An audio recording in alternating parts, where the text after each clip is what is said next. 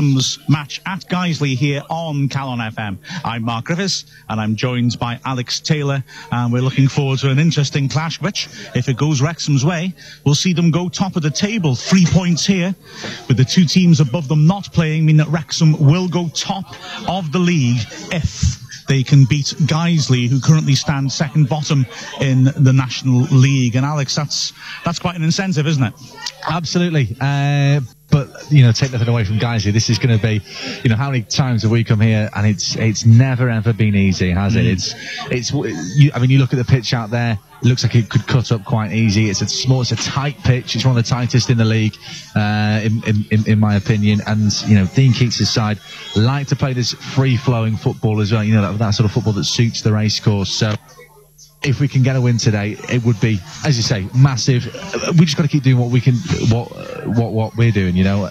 Go out there, get 3 points at any costs, really. We can't be too concerned, I don't think, with the sort of teams around us, regardless of if they're playing today or not. Absolutely right. Wrexham to keep their eye on the ball. Strange how football changes quickly from last Tuesday when Wrexham got a game in hand to 5 o'clock today when they'll have a game more than all the title contenders.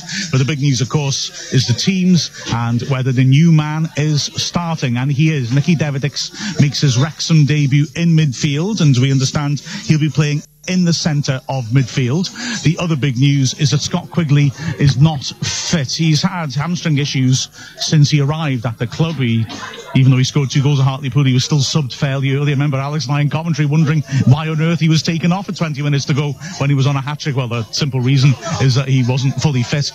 He passed a fitness test to play against Tranmere and managed to last until the very end, but did come off late on and hobbled off, and then only lasted about 20 minutes of the game in midweek. So Quigley not fit today, and that makes the selection rather simple for Dean Keats, because Davidix comes in to replace him and Holroyd slots into the attacking role. So the Wrexham side, Chris Dunn in goal, across the back, that familiar back four, Kevin Roberts at right back, James Jennings at left back, the 2 central defenders, Manny Smith and Sean Pearson in midfield, Davidix in the centre alongside Sam Wedgbury.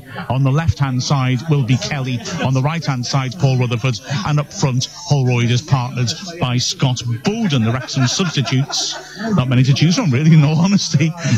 Christian Double, James Hurst, David Raven, Jack McCrath and Akil Wright. And so it's sort of a team that picks itself, really, Alex, isn't it? Yeah, absolutely. I think he's only been here for 3 games, but already the injury to Quigley feels quite gutting, really. You know, we're pushing for top spot. We lose the player who scored 3 goals in his first 3 games, which is phenomenal.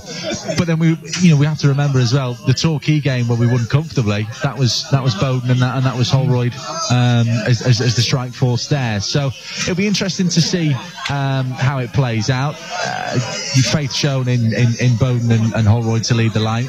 You know, they've been involved in these 3 games as well, and they've all played fantastic, particularly Scott Bowden. I mean, great turn of form he's had since about Christmas time, really.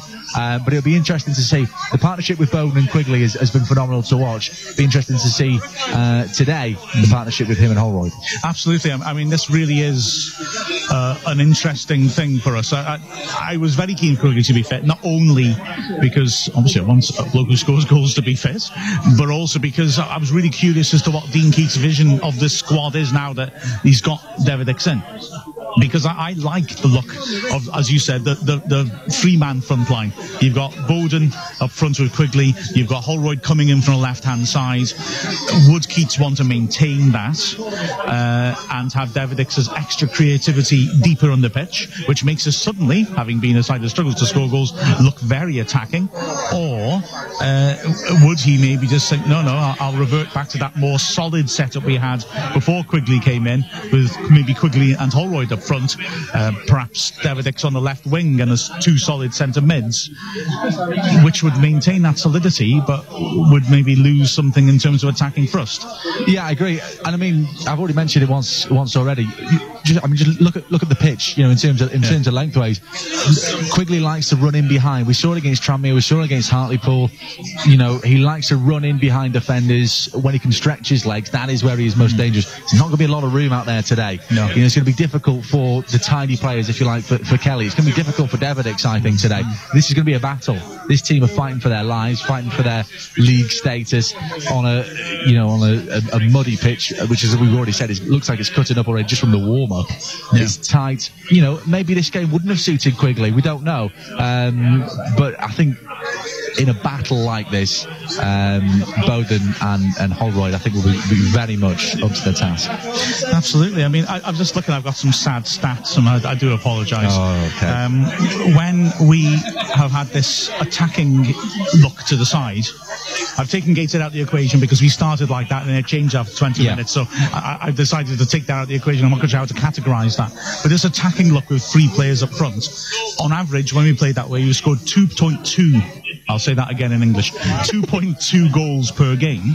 The rest of the season, when we played the solid midfield 4 and 2 strikers, we've scored 0.9 of a goal per game. So obviously, you're scoring 1.3 more goals every match, you're doing better. However, defensively, we have let in 1 goal per game on average with this more attacking lineup, whereas we let in, 0.7 per game without, which, that still leaves us 1 goal in credit, if you like. The attacking approach works, but we do look more open. We do let more goals in. The 3-3 against Barrow was when we had the more attacking look. The Tranmere game, we let 2 goals in. We had that more attacking look. It's an interesting balancing trick for Keats to try and pull off, I think. Yeah, absolutely. And that comes into it as well. Not sort of pinpointing Quigley, but, when you've got a player like Quigley in your team and it gets the crowd going, you get excited, and you're winning games, as a defender, as a midfielder, you could probably get sucked into that quite a bit, get maybe a bit carried away, and a bit of lapse of concentration, perhaps. Look how well we're attacking. I want to get involved in this kind of thing, and then that leaves some sort of gap somewhere. Maybe that's what we saw at Barrow, which is where we, as you said, attacked phenomenally. Tranmere, I think it's a difficult one. It's 2 very, very good teams in a very entertaining first half in particular.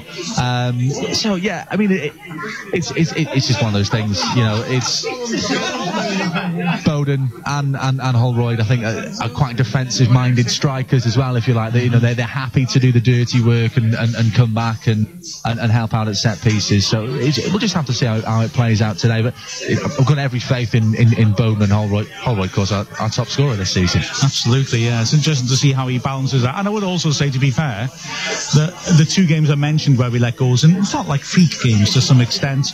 The Barrow match was just silly, and if we hadn't let in, a very late deflected hit and hope shot, which screwed into the bottom of the net, which 99 times out of 100 it wouldn't have gone anywhere near. Yeah. We would have won that and letting 2 goals but not be too concerned. The Tranmere game, although I'm saying about us being open, and I think we were, I think Tranmere did make more chances than we usually concede. The truth is both goals came from set pieces, which maybe shouldn't have been given against us in the first place. So maybe the statistics are lying slightly. We need to see a few more games of that attacking setup.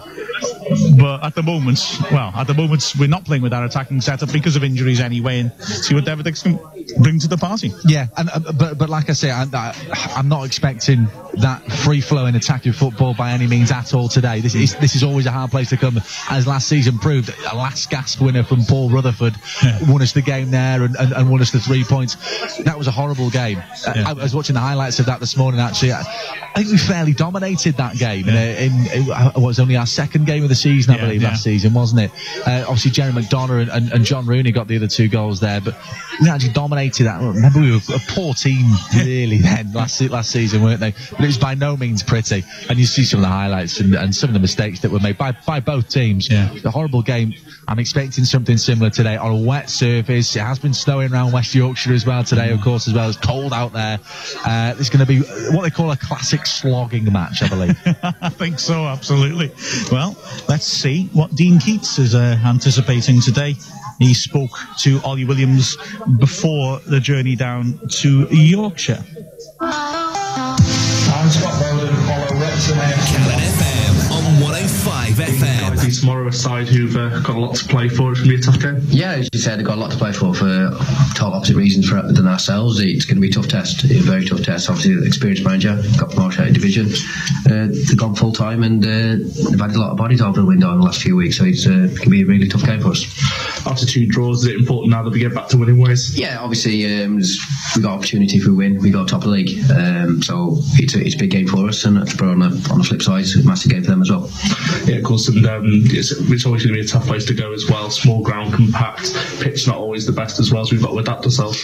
Yeah, look, it's a totally different environment from what we're used to. As we drilled on Tuesday night, with mentality to same this weekend. Obviously, week in, week out, you can't be playing in front of 4, 5, 6, some weekends 8,500, you have to go away to these grounds, and this is where you have to earn the right to play, and the lads will be up for it.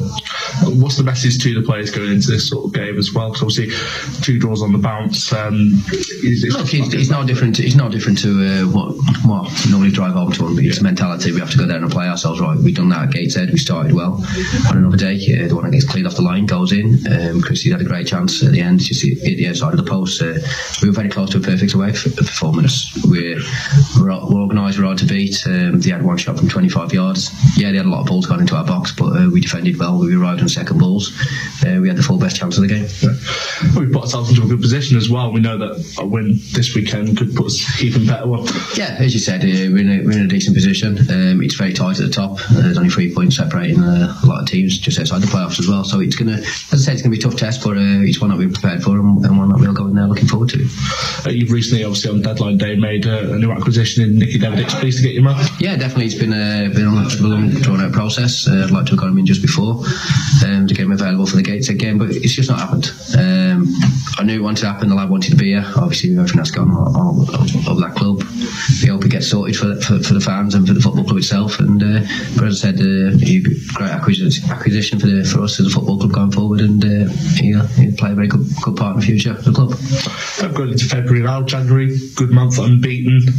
Just to avoid defeating, be up there, so it's positive. Yeah, look, it's positive. As I said, we're rather obviously. I think if we had the right decision to go away against Tranmere, we'd have won the game then. And obviously, as I said, it was a little bit disappointed, a bit frustrated that we didn't take our chances properly on Tuesday night, but it was a clean sheet. Finally, obviously away from home, we've always got a good following. I think there's going to be quite a bit of a bumper boosted away crowd this weekend, which is testament. Yeah, look, as we always do, we always take a great following away, and it was the same again the other night. And I mean, on the Tuesday night up at Gateshead, 4.5 hours away, and to take nearly 150 is a great following. And obviously, I have no doubt being a weekend, we'll be up there on big numbers again. Cheers, thanks. I'm Paul Rutherford. Follow Wrexham AFC on Calon FM. Right, so the team's out on the pitch. Dean Keats prepared for the match. Really nice touch by Guiseley there as well. A supporter of theirs. It's his, I believe, 50th birthday today. A real die-hard supporter. And both sides gave him oh, what's the word?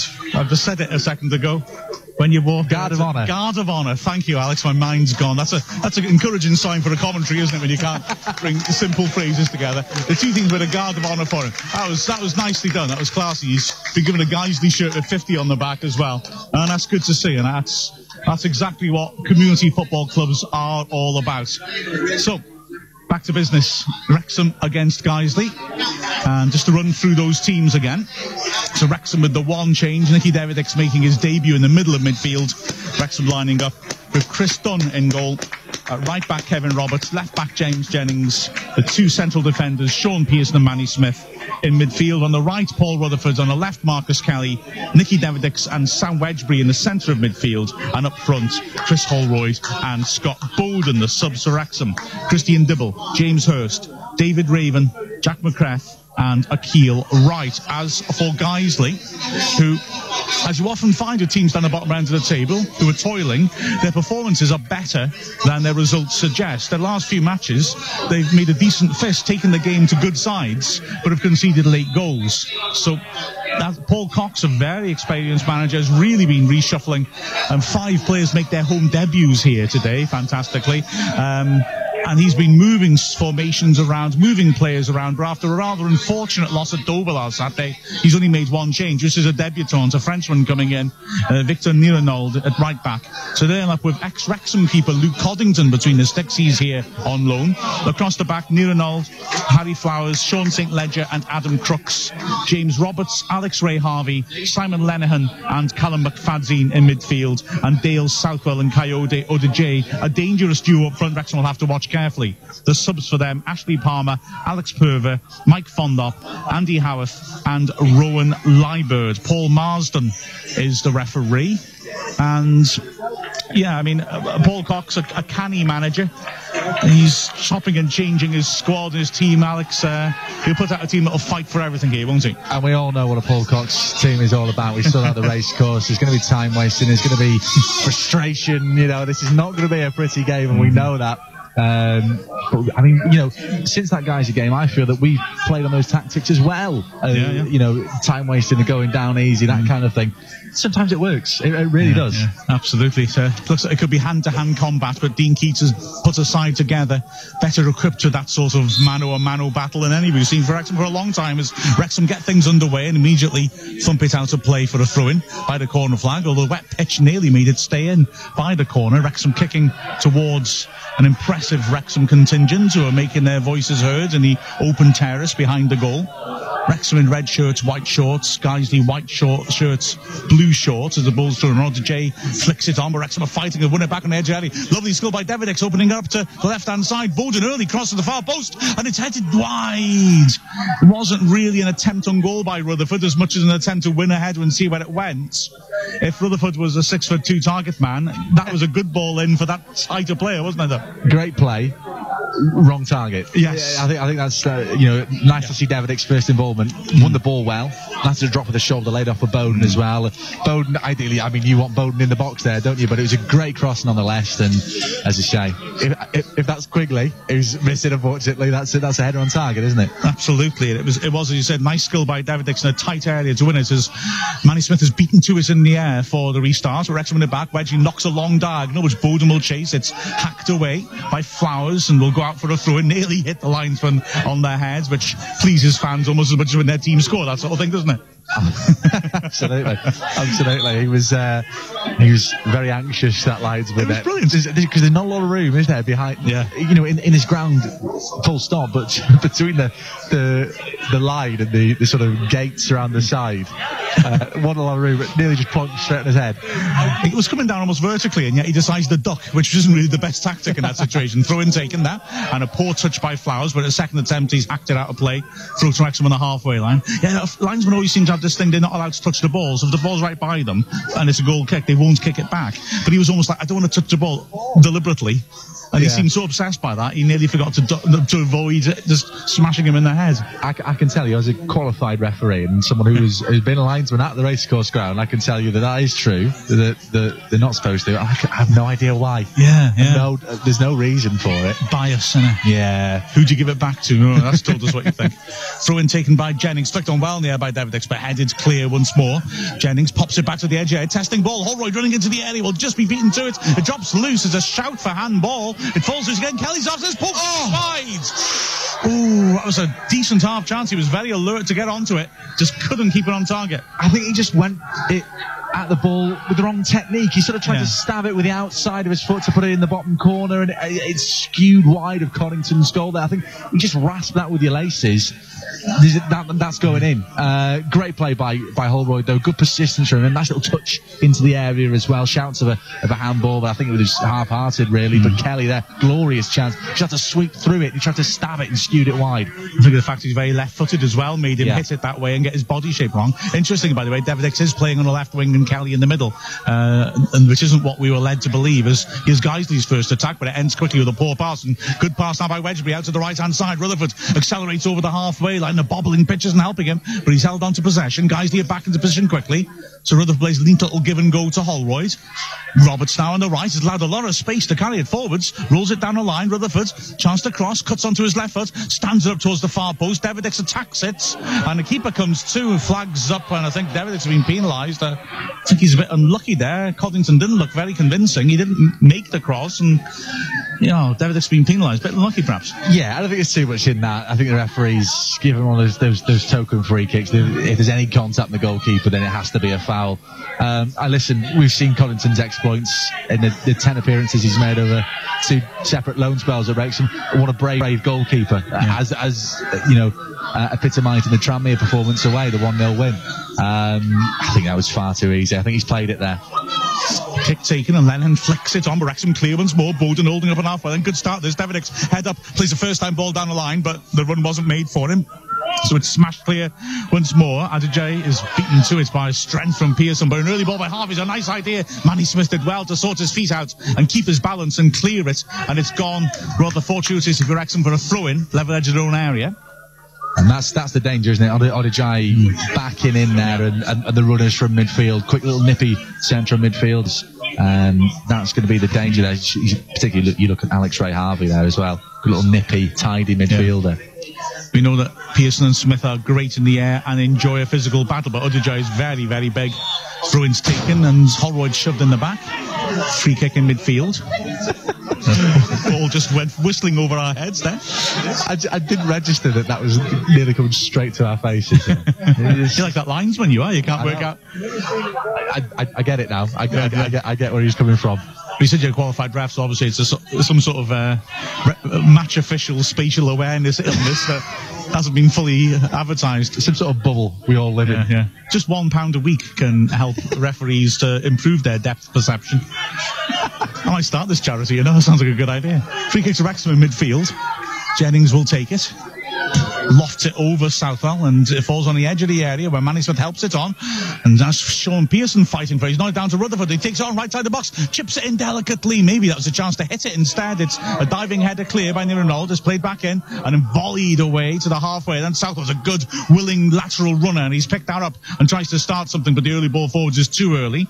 And here's Wedgbury in the halfway line under pressure, sensibly goes backwards. Pearson squares it. Wrexham being pressed in their own half, so Roberts has to go long down the flank. Crooks is there to thump it out of play. Second ball to leave the ground. Wrexham overthrow 30 yards out right hand side. I think we started well. Yeah. Very tidy, very composed. Guys who have always been a team that will come right at your face. We've not sort of bought into that early doors. Sort of 6 minutes into the game, I think we've composed ourselves quite well early on. Roberts takes the throw. Holroyd's tackled. Good vision by Wedgbury. Works out the left hand side. Jennings finds Davidix, who's got the fullback isolated, comes inside onto his right foot, rolls it to Bowden. A ball first time towards Jennings, a nice idea, just under hits. Nirenald pokes it away, as Alex said, bobbly, heavy pitch. Maybe on a better pitch that would have carried through, and Jennings went round the back. Yeah, and as we know, there's not going to be a lot of pretty football played on this pitch today, but the little triangle with Kelly, Davidix and Bowden there, that was nice. Yeah, players like Bowden and Kelly have got another skillful, intelligent player in Davidix to link up with, haven't they? Absolutely. Corner to Wrexham. Left-hand side, Rutherford, in swinger, sweeps it under the bar, headed firmly away by Flowers, drops for Kelly, Davidix outside and receives it on that famous left foot, corner of the box. He chips it in towards the penalty spot. Bowden's beaten to it in the air. Good work by Adijay coming back. Rutherford's on the left-hand side, works it wide to Jennings. Wrexham well on top here. Jennings onto his right foot, swings the ball to the far post. Pearson beaten to it. Really strong header that by Flowers again, and it's cleared to the halfway line. Roberts heads it back in. A miss header, drops to Holroyd, edge of the area. Chance to shoot perhaps. He's got 2 men around him and they've held him up. He's tackled and he goes down much too easily, wanting a free kick. And now maybe Guiseley can clear. No, they can't. Jennings intercepts. He'll hurried ball by him, but Davidix is alert. Gets there first. He's dispossessed but wins it back. Good fighting play. Works it to the left-hand side. Rutherford still there. Has Nirenald isolated. In onto his right foot. Then back onto his left. Hits the goal line. Swings the ball to the goal mouth. And Holroyd's shot is saved.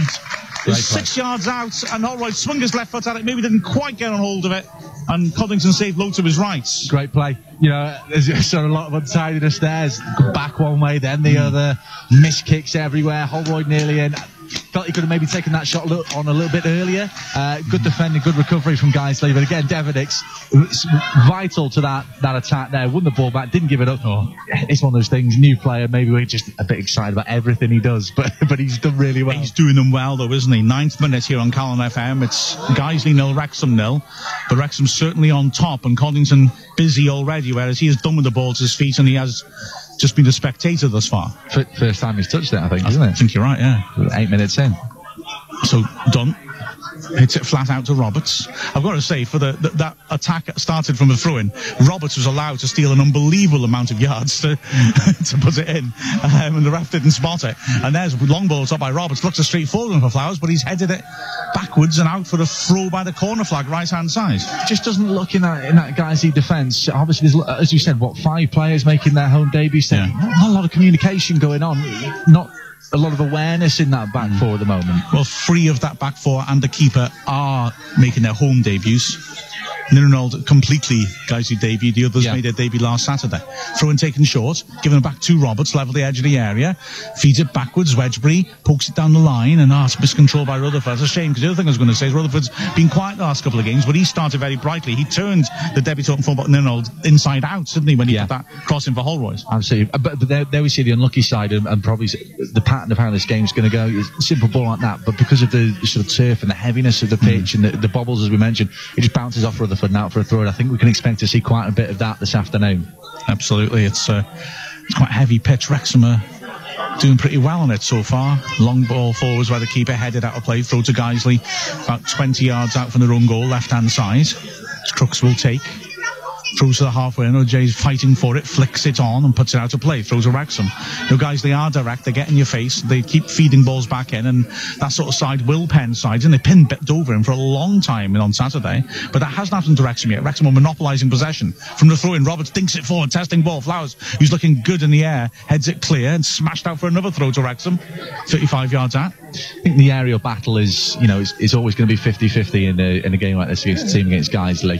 I think on the floor is where we beat them today. I think those balls over the top there already.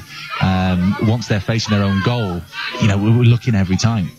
So in taken, Jennings pings a good ball to the edge area. Bowden can't control it on his chest, and it's smashed over the top for Manny Smith to defend. O'Jay is after him, and Smith knocks it off him rather cutely for a throw. That was sweet, wasn't it? Level the edge of the area. Cool as you like, Manny. Remember, you can ask us questions. Hashtag Ask Wrexham at hashtag ASKWXM. James Harrison has already sent in a beauty, which might be a half-time discussion point about Wrexham's strongest 11. Woody sent one at the end of the Gateshead side that wasn't picked up, which is just out of interest. Can we think of Wrexham ever buying a player direct from another country? We won't count England in that, I guess. I immediately am thinking the Trinidadians. Yeah. I think Hector Sam played for Joe Public, if I remember correctly. What a team. Get on Wikipedia, kids. Who could forget the mighty Joe Public side of the early 2000s? Oh, I mean, they were absolutely sensational, weren't they? And they used to hammer Joe Private into a cocked hat. Throw in taken by Wrexham in defensive area. Wedgbury charges the ball down. Now can Wrexham break again. Davidix tries to feed it into the path of Holroyd, but it's inaccurate and smashed away for a throw to Wrexham. Level edge of their own area, right-hand side. I'm thinking, if I remember correctly, all 3 of the Trinidadians came direct from Trinidad. Dennis Lawrence was in the army, but I think was actually playing for the army. As you sometimes find in some countries, the army had a football team who were playing in the top division. And I'm sure Carlos Edwards came direct from Trinidad as well. Throw in taken by Wrexham. They gain another 20 yards, throwing a halfway line, right-hand side. The other one I'm thinking about, but I think this is not a direct one, I think this is an unattached player, is my favourite cult hero, Imad Bouanan. Oh, my word. I could fill half-time talking about him, despite public demand. Roberts will take the throw. 13th minute, still Wrexham nil, Geisley nil. Wrexham well on top, but you need to capitalise when you're on top. Throw in taken, Roberts gets it down the line. Bowden flicks on nicely. Holroyd in the hole, runs into trouble rather, but does well to feed it backwards to Wedgbury, who's been very busy early on. Kelly now, as Jennings on the overlap, as Davidix has come inside. Something I'm sure we'll see a lot of. Back to Kelly. Wrexham moving it around in midfield. Geisley had sat off. They're now starting to press, which on this pitch might be a good idea. Kelly, cute ball round the corner. Jennings, lovely change of feet. Beats his man. Stand up to the far post. Oh, it's too close to the keeper and fades harmlessly into the hands of Coddington, but Jennings gets a good round of applause. Lovely piece of skill, that, wasn't it? Lovely. Especially on this pitch, it's always a gamble. Simple thing like that, and you can end up falling over flat in your face. Good ball. I just don't think. Obviously, Bowden was a bit too deep, and Holroyd hadn't switched onto it, hadn't made the run yet. Long kick, Pearson. Trouble again dealing with other J, and the ball drops loose. It's won back by Lenihan, who works over to the left-hand side. Roberts back into midfield. Has rather taken the forward momentum out of the move. Crooks tries to inject it again, looking for Roberts. It's a awful pass that, and Roberts is able to intercept Kevin Roberts, that is, and put out his player. I need to be careful because Kevin Roberts is marking James Roberts sometimes. Is that the same James Roberts that played for Chester? No idea. Okay, good. And that's the level of preparation I was into commentaries. I'm going to say... What a professional duo. Absolutely. I'm going to say they certainly have the same name. Okay. What a coincidence. Noted. Throw-in taken, and Kevin Roberts wins that. It's dinked over the top. Manny Smith wants us to run out for the goal kick, and it does. The ball pitched maybe a little bit firmer at the end. Wrexham defending. It's one thing I picked up there. The sort of previous attack, the guys sort of burst forward and then they slowed it down there. I think in a football playing terms in midfield, we're obviously the better midfield, but it's going forward and when we're going to have to defend, which could be quite tricky for us. There's some big lads in midfield there, and we saw, Kelly getting easily shrugged off there. I know that's not his game, but particularly if he's playing in the middle, could be a vulnerability. That's very true. Davidic is much bigger, isn't he, actually, physically? As Wrexham win the ball back, and now he's Holroyd on the break in the centre circle. Spreads to the left-hand side. Davidic is rather isolated. Holds it up on the halfway line and feeds it backwards where Kelly is. Jennings now has made a bit of space for himself. Runners go over the top for him. Jennings doesn't fancy that. Back to Pearson. He goes direct, looking for Bowden. Good ball to his feet. Bowden, great vision. Finds Rutherford. He's got the full-back isolated, and Kevin Roberts coming on the overlap. Rutherford carries it inside onto his left foot. Feeds it backwards now. Guys to get men into position. Kelly in midfield. Wrexham again have got a bridgehead in Geisley's half. Jennings down the line. Davidic once more is near and all isolated to Jennings. First time ball's nice down the flank. And Rutherford, who's come up on the left-hand side, finds Davidic. Good strength by the debutant full-back. Just lean into him, put out a play. Nirenald is certainly built like a centre-back. He looks about 6'5", the right back, doesn't he? He does. But he had a bit of trouble trying to shrug David. I think initially trying to shrug Davidic off that. Didn't get too far with that, but managed to sort of swing one of those long legs round and sticking out for a throw. But again, good move, good football. We're not expecting a lot of good football today, but a couple, particularly down this left-hand side, some good moves with Davidic and Bowden and Kelly linking up. Got some nice Ask Wrexham comments coming in, but just see how this attack pans out first. Jennings, Davidic turns his man beautifully, gets in the box. Can he find space for a shot? It's a right footer. Easy save for Coddington. But, well, again, he just looks very lively and alert, doesn't he? Very intelligent footballer. He seems to know where everyone is all the time and where everyone should be. There was a ball earlier in the game where, when he played it down the line looking for Bowden. Bowden just hadn't switched on and made the run. His awareness is fantastic and good to see. Nice little drop of the shoulder there as well. And on his right, weaker foot, you might say, decent strike. I think that was the one problem, wasn't it? It was on the wrong foot. It's a long ball forward. Holroyd wins it. Bowden pokes it in. Holroyd's one-on-one with the keeper. Coddington comes out. Holroyd goes round him. Tight angle. And Holroyd scores! Wrexham take a deserved lead in the 17th minute. Great ball in by Bowden again. He's flourishing the last few weeks. And Holroyd at last gets an away goal. His last away goal was his first one for Wrexham at Tranmere in September. But what a great finish by Holroyd. One-on-one with Coddington, who was off his line so quickly, got close to Holroyd, but he got round him and from a tight angle drove it in. Defender sliding in the line could only smash it into the roof of his net as it passed across the goal line. Lovely little prod forward from Bowden there. I thought Holroyd might have just taken it a bit too wide on his weaker left foot as well. You fear it's going to be one of those where he's been unlucky and he's forced wide. He's going to hit the side netting / post. It's got it on target. Defender's got no chance there, and Wrexham deservedly, I have to say, in the opening quarter of an hour, Wrexham take the lead, and now they're going to have to come at us now, guys. They're going to have to come at us. We want to batten down the hatches a bit, but we could exploit it if they're throwing bodies forward. Wrexham deservedly in the lead. They've dominated so far. From the restart, Pearson plays it forwards. Davidic's challenge is unsuccessful wedge, but he surely has been penalised. He has free kick in midfield. He slid in. Don't think he made much contact on Lenihan, but the ref's quite right because Lenihan had to evade him, and that's a foul in midfield. Yeah, there was no contact there, but it is a foul. The intent's there, isn't it? And it was, if he makes it, it's a fabulous challenge from Wedgbury, but we've seen all too many mistimed challenges from Wedgbury this season. Well, frankly, good job Lenihan was honest there, because if he'd gone down and made out, he was hit. He could have been in trouble. Long ball into the box, and Pearson only half clears it. Sticks between Flowers' feet. Here's Lenihan now, drives the shot, takes a deflection, bounces back out. There was a nasty moment that for Wrexham. Dunn had no chance of seeing that for the crowd, but it was blocked, and now can Wrexham break? Holroyd back to Jennings, who smashes it long. Bowden looks offside to me. He's up against 3 defenders anyway. Flowers heads it away. There was no flag. Davidix. There was a flag. I apologise. No, I think you called it. I think the linesman did well there, spotted it straight away. Bowden and just come up back off from an offside position. But dangerous moment, and that is the danger, isn't it?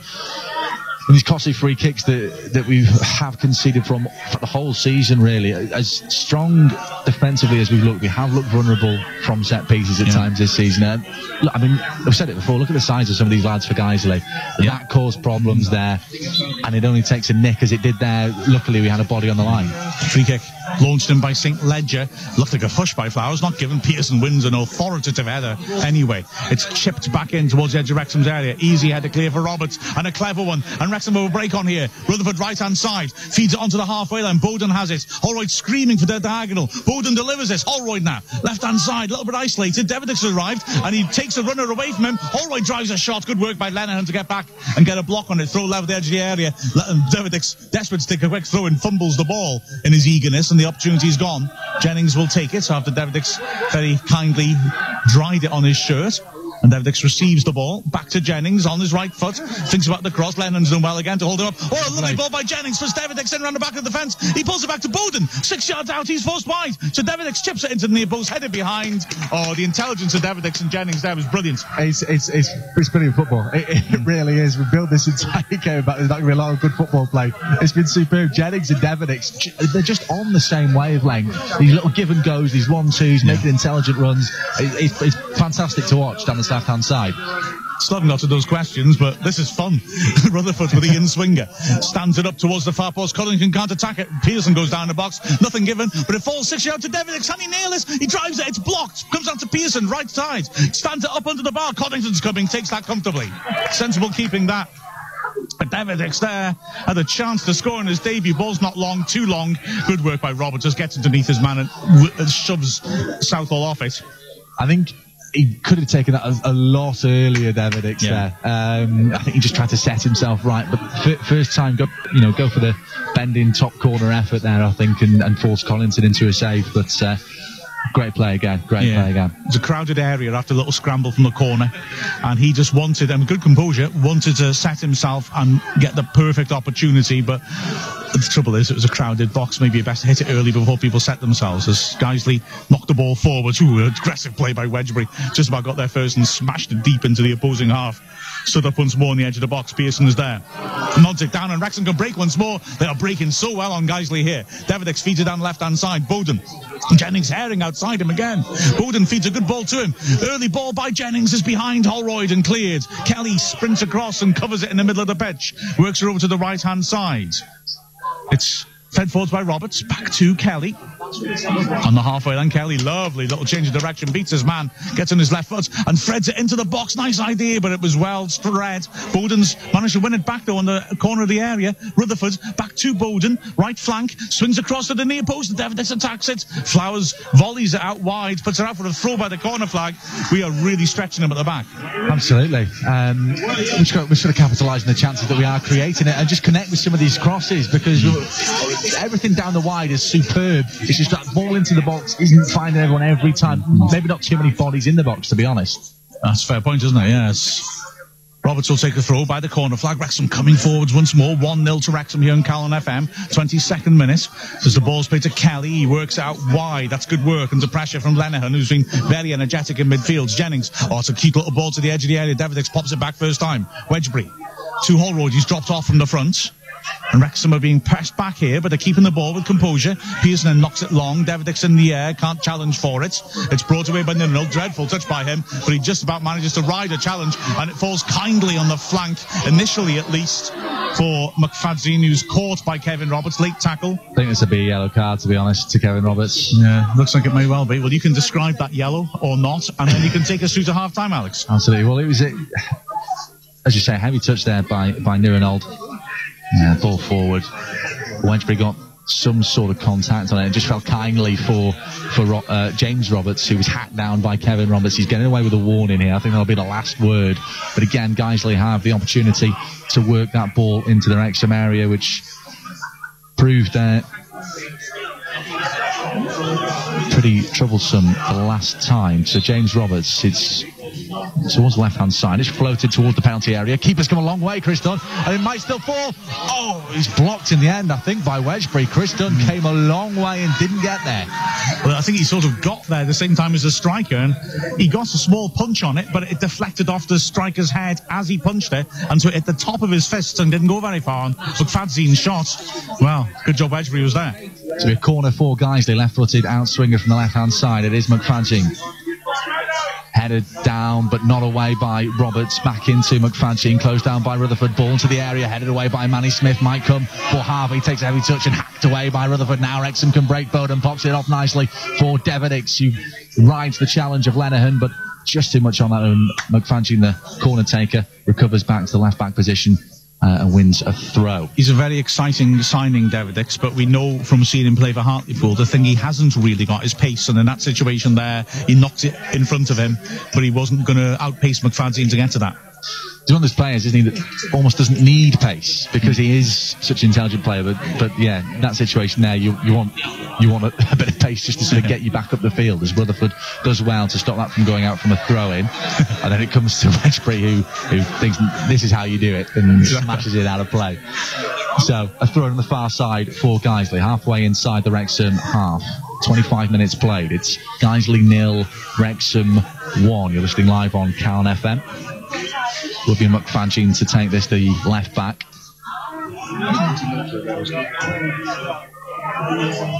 Is it going to be a long one to the head of Odijai? It is, and flicked on, but there's no one there making that run on. Too much on it for Southwell and easily into the hands of Chris Dunn. Wrexham maybe just need to calm things down a bit now. They've come under a bit of pressure from Guiseley in the last 5 minutes or so. As Dunn launches upfield, St Ledge is there and knees it away. James Roberts forward with the ball over the top, looking for Odijai. Flicked on by him towards Southwell. Southwell flicks it on once more, but there's no one there for Guiseley, and Jennings can get it cleared up to Bowden. Beaten to it by St Ledger. Did well there. Here's Harvey. Skips away from Wedgbury. Does well. Out wide left now to McFadzean. Holds off Wedgbury, who comes across the right-hand side. All into the area. It's stabbed clear by Manny Smith. Only as far as Harvey once more. Dinks it towards the back post where James Roberts is there. Great strike. And it's wide. Is it for a throw? And it's all the way out for a throw. Good connection.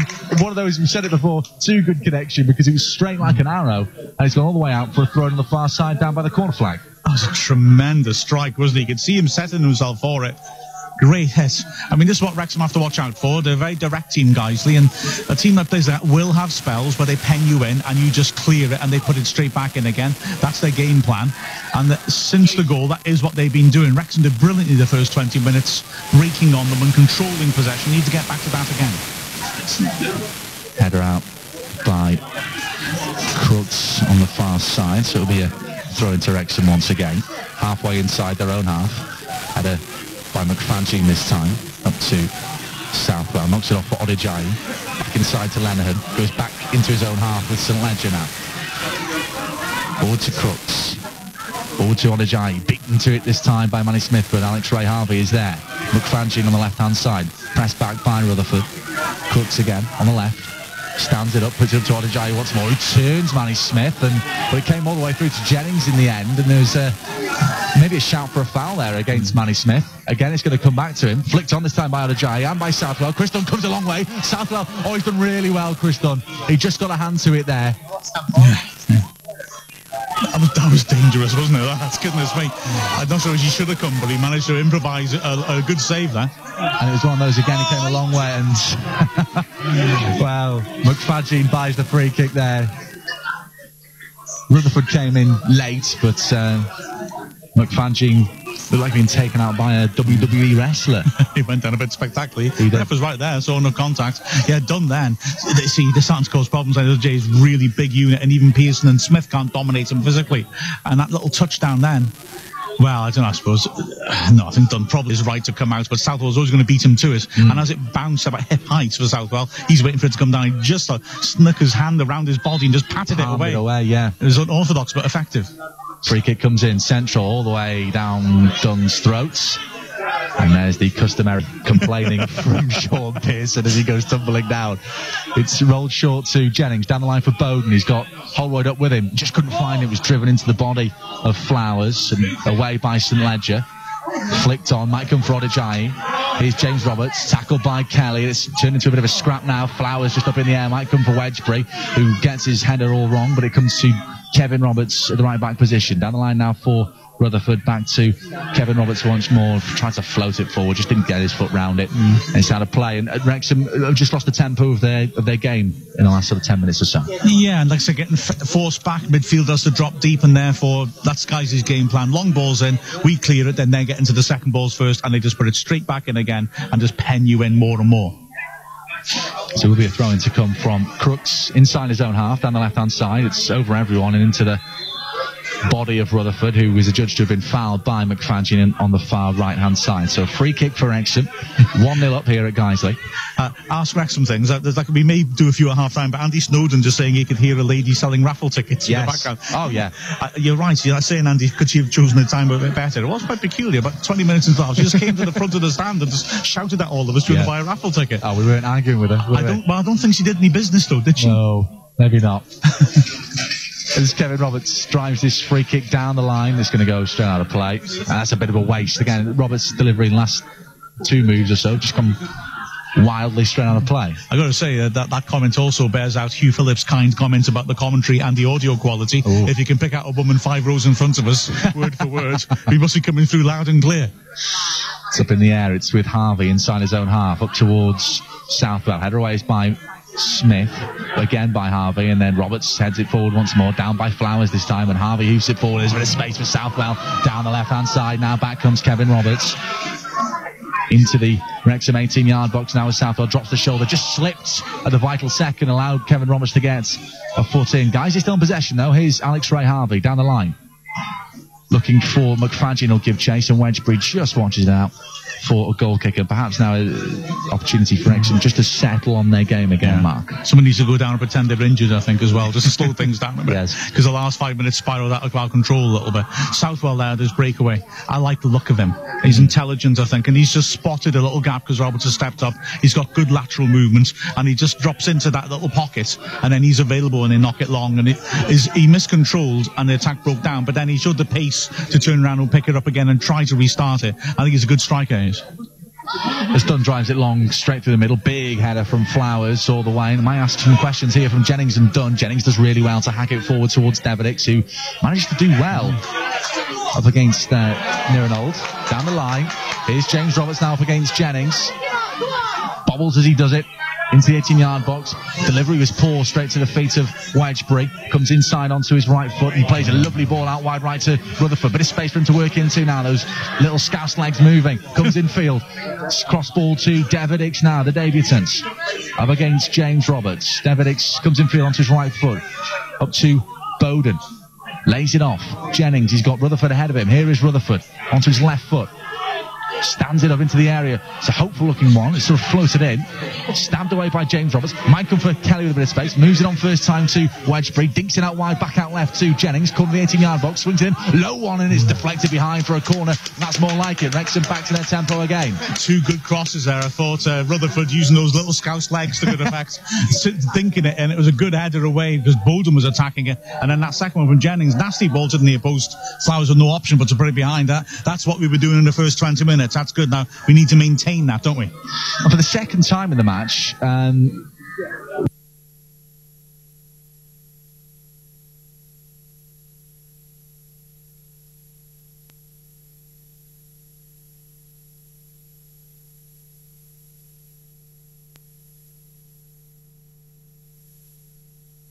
we're going to have a swapped ball. Third.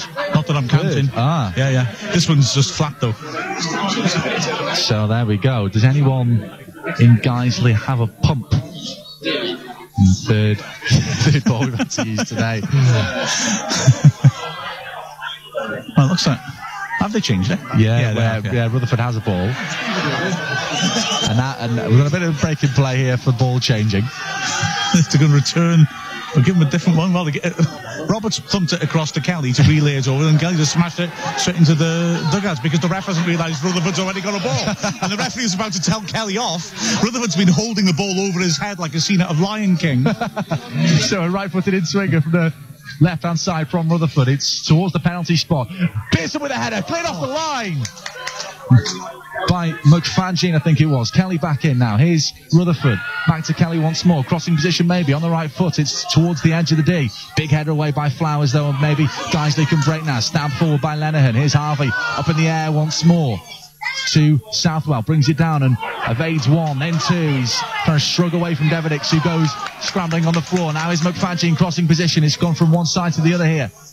Harvey, low ball in, driven into the body of Devedix. Might come for Lenihan. Big clearance away from Wedgbury, who wins the free kick and stays down well. And that's a bit of gamesmanship, I would say. I think it's a bit of gamesmanship, and I think if the referee goes for a card, he is. That's nonsense. That is harsh. Lenihan's been booked for this. Yeah. Wedgbury is going for a clearance on the stretch. It could hurt Wedgbury, to be fair, but he's followed through into Lenihan, who's just attacked the ball. And but it's there to be won, isn't it? Absolutely. Won. Wedgbury's arrived a fraction ahead of it, and at full stretch has hit it, and then because it's full extension, he's banged into his body.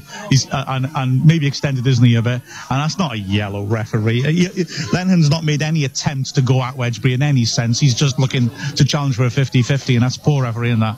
And you didn't even know where the ball was 2 minutes ago, so what can we say about him? Absolutely. Well, it's worked out in Wrexham's favour, so a bucket for Guiseley and a free kick. We just played over just half an hour, so done. Drives it long on the left foot out towards the right-hand side, towards Bowden, who flicks on well towards Rutherford. Big header from Crooks, and it's flicked on once more. So it will be a throw-in to Wrexham on the far right-hand side. Wrexham 1-0 up here at Nethermore. Through Chris Holroyd's goal, which is sort of stabbed into the back of his own net by Miranold. Just moved on too much on that one, too much pace, and Rutherford can't get there on the far right hand side. So another throw into Guiseley, which Crooks will manoeuvre. And the pace and the atmosphere a little bit just sort of left us for a while. Died down a bit. Flicked on by Oda J. Back in by Smith. Up and under by Kevin Roberts. Some ledges there though, and Bowden can't bring it down. It's hacked forward by Harvey, but Southwell will give chase against Pearson. Pearson will get there first, tries to play his way out of trouble and turns and hacks it forward. Good header by Harvey. Reads the game well in midfield. Odajayi back inside to Lenihan. We're in the Wrexham half, halfway inside. Harvey once more. Back comes Bowden and gets a block in. Throw into Guiseley on the far left-hand side. Spencer Harris on Ask Wrexham asking if he's a good windbreak, because he's sitting right next to me, which is why I'm very, very careful about his signings. I thought it had got warmer. Well, I'll tell you what, most good windbreaks are inanimate objects, so congratulations. You're the most mobile one I've ever seen. Harvey back to McFadden, cross into the area. It's too much on that one and sails harmlessly behind for a Wrexham goal kick. And for both sides, Mike, the tempo last few minutes has just sort of got out of the game, really, hasn't it? Which will suit us. Yes. We're quite comfortable with that, and they want the high tempo. They want the play to be more direct. And we're okay to the steam out of it at this point, aren't we? Andy Davison, Ask Wrexham, was pointing out that we're talking about the Flinidadians. I love that word, never seen that before. Yes. And forgotten Josh Johnson. There's another player who came direct from Trinidad, as far as we can think. And I'm going to throw in Clayton Ince, who did play a game for us, even though he didn't actually sign a contract with us.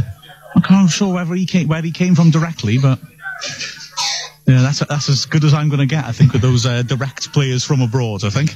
Header away by Smith, out for a throw into Guiseley, and Smith is there once more to hack it forward. Bowden holds off St Ledger well and pops it back to Rutherford on the right-hand side. Down the line looking for Holroyd up against Flowers, does well to keep possession, but Flowers recovered well, stands up and drives it into Wedgbury's backside. He's everywhere, Wedgbury, isn't he? He is. He covers such a lot of ground. He's done fantastically well once again this afternoon. It's just a big unit. As we say, he's like an octopus, tentacles everywhere. Throwing it straight to Kevin Roberts on the right-hand side. Drives into Odajayi, and then Odajayi unsurprisingly beats him in the air. Flowers came right through the back of Bowden, and rightly so there, I'd say. That it was a heavy one, and Bowden actually did well to maybe win it in our favour, but high hands, would you say, in the back of Bowden's head from Flowers there. He's done well to back in and force the centre-back to foul him. I was also impressed after the whistle went. Holroyd volleyed the ball straight at Bowden from about 2 yards away, and he killed it dead, which is really impressive. He was off balance and still trapped it. And fair play, that's technique. So free kick for Wrexham, literally a foot inside the guys they have. It's from the right-hand side, which Kevin Roberts floats into the area. Too deep, Matt, surely. Collington came and was flapping, and the referee this time hasn't taken sympathy, and he's given a corner. Holroyd's gone down off the ball there after a collision with Flowers. He is off the pitch. Well, I mean, firstly, long free kick in, and I thought that was a foul on Collington by Manny Smith, I've got to be honest. There wasn't that much of a protest. Didn't see what happened with Holroyd, but he's only slowly getting up and getting back on the pitch now.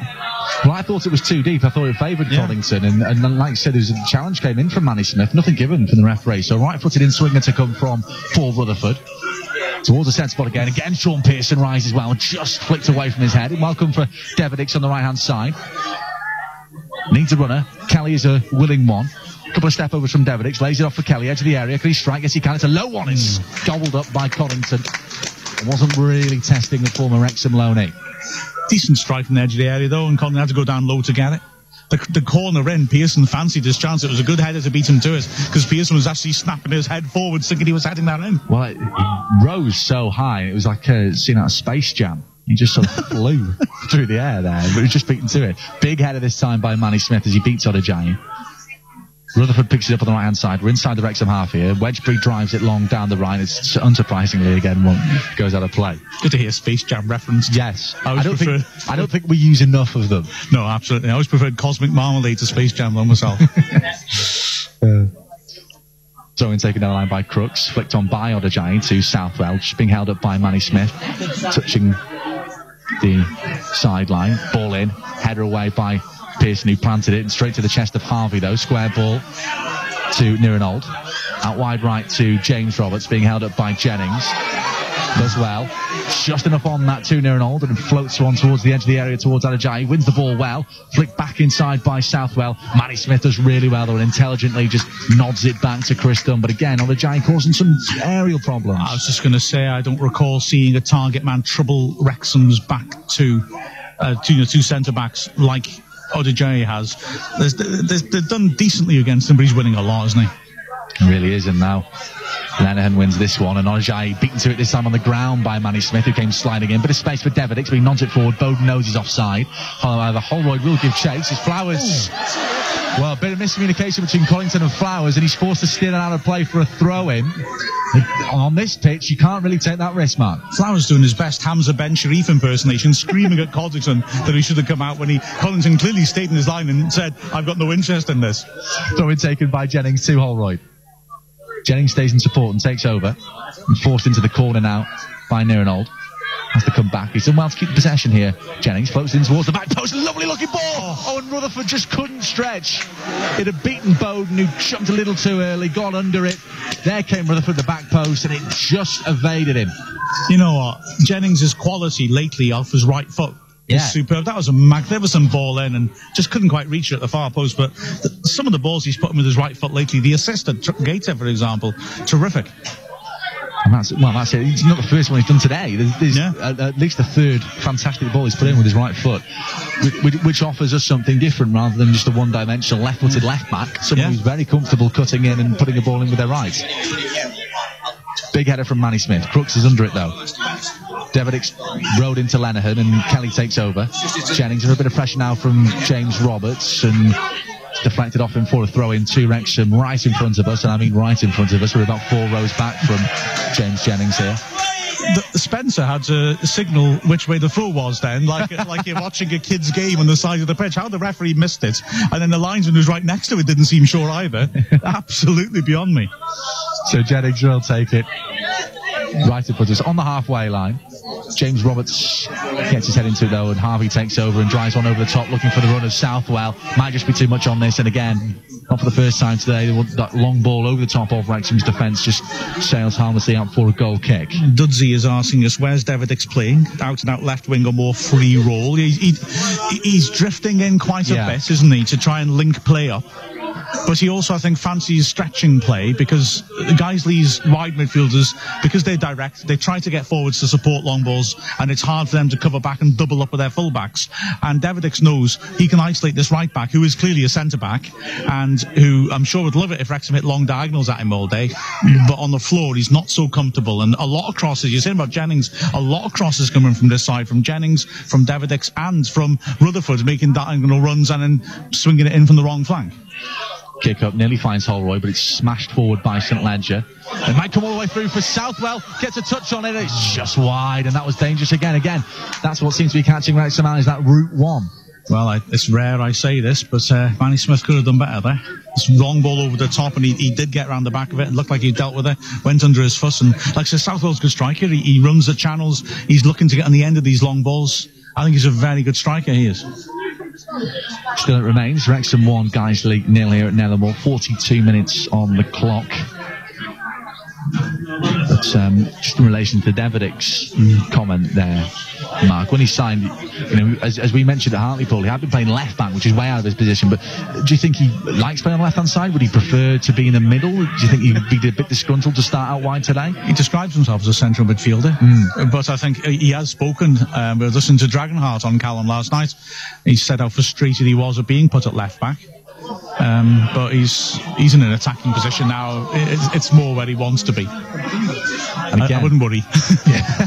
Well, that passage of play there, Manny Smith once again beaten in the air, this time by Southwell. The ball back was a poor one by Odajai and allowed Kevin Roberts to come in. But guys, you have got a throw on the far left hand side, halfway inside the Wrexham half, which again McFadden will manoeuvre. 2 minutes to go to half time, plus injury time, which I don't think there'll be too much of. McFadden with a longish throw, it's flicked on by Flowers, and a foul. It's climbing on Rutherford, which seems fairly the definition of unnecessary, doesn't it really? Absolutely. But yeah, I mean, we just mentioned that Manny Smith. Well, do we allow him one rocky game once in a blue moon? Is this a rocky game for him? I don't want to go as far as to say that. I think that when you're against the Route 1 team, they will work you, and it's attritional, isn't there? You're being kept too busy, and you therefore make mistakes because you're having to clear and deal with things more regularly than you expect. And I think that's just happening a bit. ODJ's massive and difficult to deal with in the air. The one out of character error was the one then that allowed Southwell in to have the shot from the tight angle. That was not like Manny. But the rest of it, I can understand. Well, guys, they have another throw in again. He's been sent back, McFadden. He's been sent back about 10 yards from where he originally wanted to take it. Back to Harvey. McFadden once again into the middle, cleared away by Kelly, only as far as Harvey on the left foot once more, who drills it towards the back post. Good reading of the game by Davidix, but James Roberts will get there. So 2 minutes added on at the end of the first half. And that's half. a classic Route 1 game plan, isn't it? They knock it in, we clear it, but the midfield's too deep, and so it's comes straight back in again. Decent header away, but it'll give an attacking throw in, and Holroyd getting booked for kicking the ball away, isn't it? Yeah, so it looks like. Don't know how much in that there was. Honestly, I think the ball went over the line for a throw, and he kicked it after that. And yeah, I don't really think he was trying to keep it in all honesty. So a throw in to come from this right hand side. Again, McFadden's come over to this side to take it with a longish throw. Header away is by Jennings. And comes straight out of play once more. So take two for Calon McFadden. Good strength from Jennings. He's the man in front of Odajai and managed to get his firm head to it. So McFadden once again looks for Odajai and a foul against Jennings.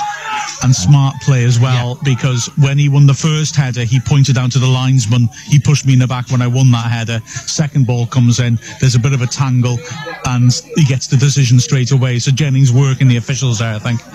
And I think that's been the sign of this season for us. There's a lot, you look at that 11 out there now, there's a lot of intelligent, experienced footballers in that side.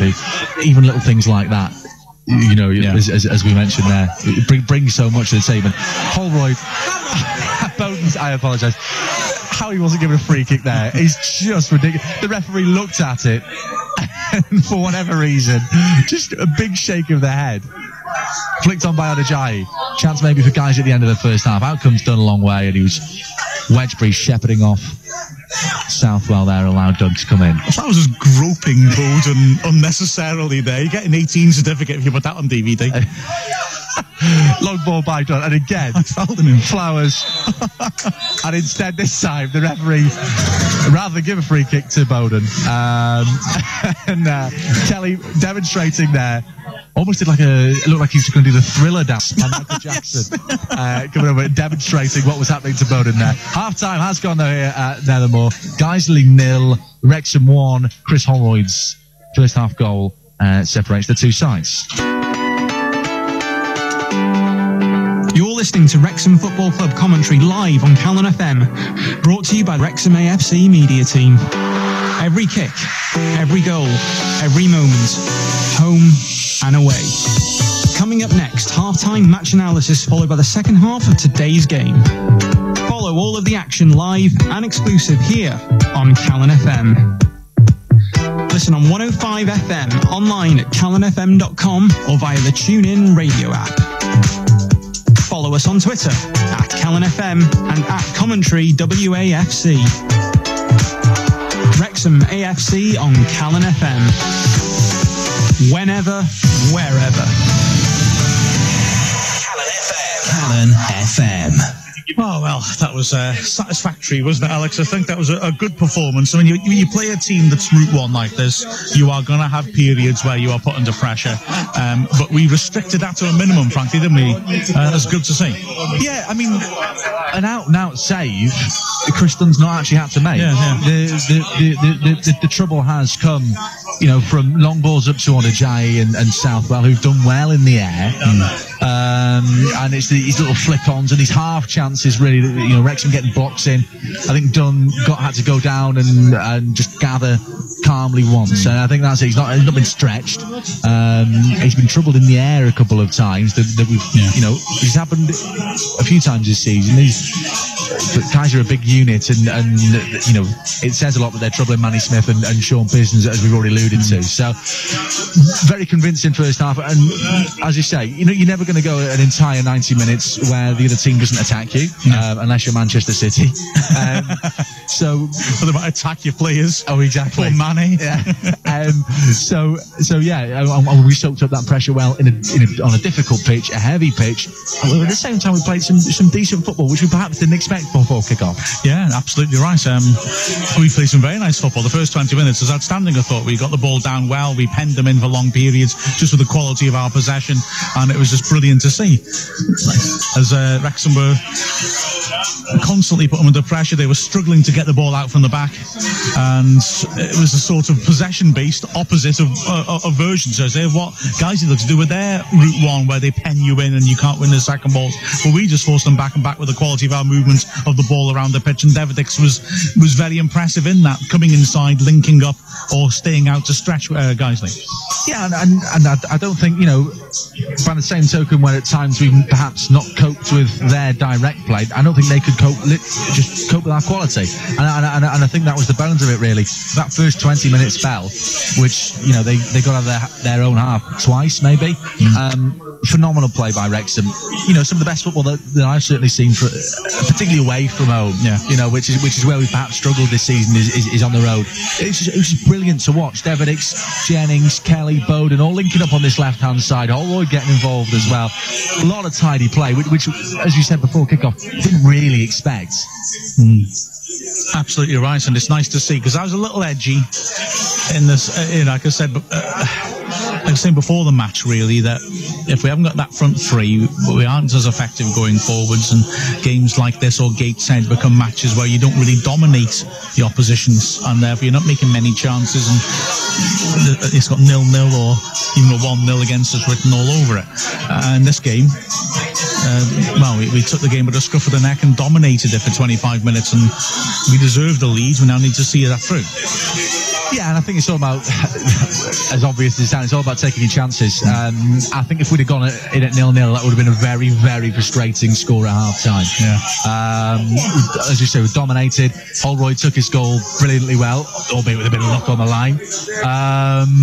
But you know, I'm quietly confident with it, with the way we've approached this. I think Dean Keats, Andy Davis, Carl Darlington knew this was going to be a tough test, and it has been.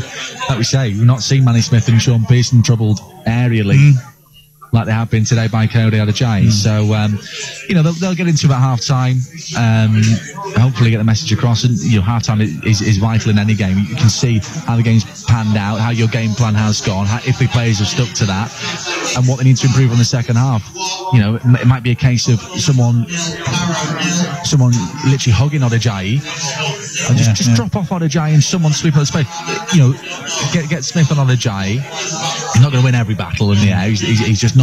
But if he wins it, you've got Wedgbury coming in behind just to sweep that up, just to be that short defensive unit between him and Pearson. Well, I mean, there is one school of thought dealing with long balls is let them win it. Defend a second ball. And Ajayi, if he's good enough to be troubling Smith and Pearson in the air, then all right, maybe an option is to do that. I mean, an ironic thing, right? Did all the scouting on them, and then they dropped the bloke I made the most comment on. Their right back in the last few matches, Jack Shepherd, has got a phenomenally long throw. At Dover, they put 20 throw-ins in the near post during the course of the game. It's constant barrage. They only won one. And that was when they varied it a bit, and a late runner came running in and won their header, like Iceland against England, much as I hate to mention that match. But they've dropped him, and they haven't been pounding the same long balls in, but they did put one in from McFadzean, which was flicked on, and it made me think, that's the point in a way. In a long ball team, you don't want to win the flicks from the long throws. They're not about creating chances. When you win the flick, and it's gone too deep then, and it goes straight through to done. All you want to do is put a ball in that's hard to clear, so that you're straight onto the second ball, and you put it back in, and you maintain that pressure. It's not scientific in some senses, but it can be very effective. And if I could put it to you as well, that Wrexham side that got 98 points was very effective going forwards and played some very nice football. But Curtis Obeng's long throws rarely led to anything directly, but if you look back on the videos of those matches, we actually made a hell of a lot of chances from the second balls we won after those throws had been cleared. An awful lot of our goals came from Obeng throwing, headed straight out. We got the ball now 25 yards out, and then we create something. In an odd sense, sometimes the best way to deal with a long ball team is letting them win that first header, defend the second ball, and it looks a bit hair raising, but sometimes it can be effective. It's a strange one, isn't it? I think a lot was made of it, the whole famous Rory the lap at Stoke City when they first came into the Prem, and I think that was the most effective way that it came off. I don't think it's really been bettered since. How often do you get home tonight and watch the Championship, watch Goal Rush, League 1, League 2, and we'll watch Premier League highlights. So how many long throw goals do we see? Hardly any. Once every few weeks maybe, across all leagues. It doesn't happen anymore. I think you're right. It's about maintaining that pressure. That's what it's all about. You're not going to score off these long throws. It just gives the opposition something to think about. But as you say, unless it is Rory the Lap or one of the Icelandic players, then 9 times out of 10, you're very lucky to get anything from it at all. Absolutely right, yeah. Well, I promised a few Ask Wrexham questions at half-time. There are some doozies, so we're going to work through a few of these. James Harrison, firstly. Hi, James. Haven't managed to work in my American football reference, which he challenged me to do in the match, but I will do soon, I'm 45 minutes to go. Exactly, yeah. It's a game of 2 halves. I'm not sure how many halves there are in American football. They play quarters. Don't tell me. I don't want to know. No offence, American football fans out there, but why are you listening? Anyway, sorry. James, good question. So with the January strengthening of the squad, and now having been included in a few match day squads, are you surprised Akil Wright has been back in the starting lineup? And what do you consider our strongest 11? The first thing I will say is something which has exercised my mind a little bit, the Akil Wright situation. And I just think it is, shows how football can move along, that Akil Wright has gone from the start of January when he signs the deal to the end of January when you would perhaps make him 4th choice central midfielder. Yeah, and it's difficult, it's how football works, and it's all about finding that right blend, and it's all about equilibrium, if you like, in that midfield. if Wedgbury and Kelly, we signed Kelly as a central midfielder, and everyone knew that he was one of the best in the league. Just won promotion with Forest Green. Always been a tiny player, always been a player that all the Wrexham fans had admired. We signed him as a centre mid, and played him out wide left. Now that was, Darlington, Keats, Davis came up with that idea, and it had some effect. But Kelly is a central midfielder. I think we all know that. That's where he flourishes. And his partnership with Wedgbury, Wedgbury does the dirty work and Kelly does the pretty work, and that's how it works. And Akil Wright, I don't think you could place him in any of those brackets, pretty player or does the dirty work. I think he's got it all. He's the complete central midfielder, if you like. Lovely burst forward of pace, reads the game well, breaks it down, can pick a pass. So it's a difficult one. You don't want to disrupt the momentum. We're on a good run of form.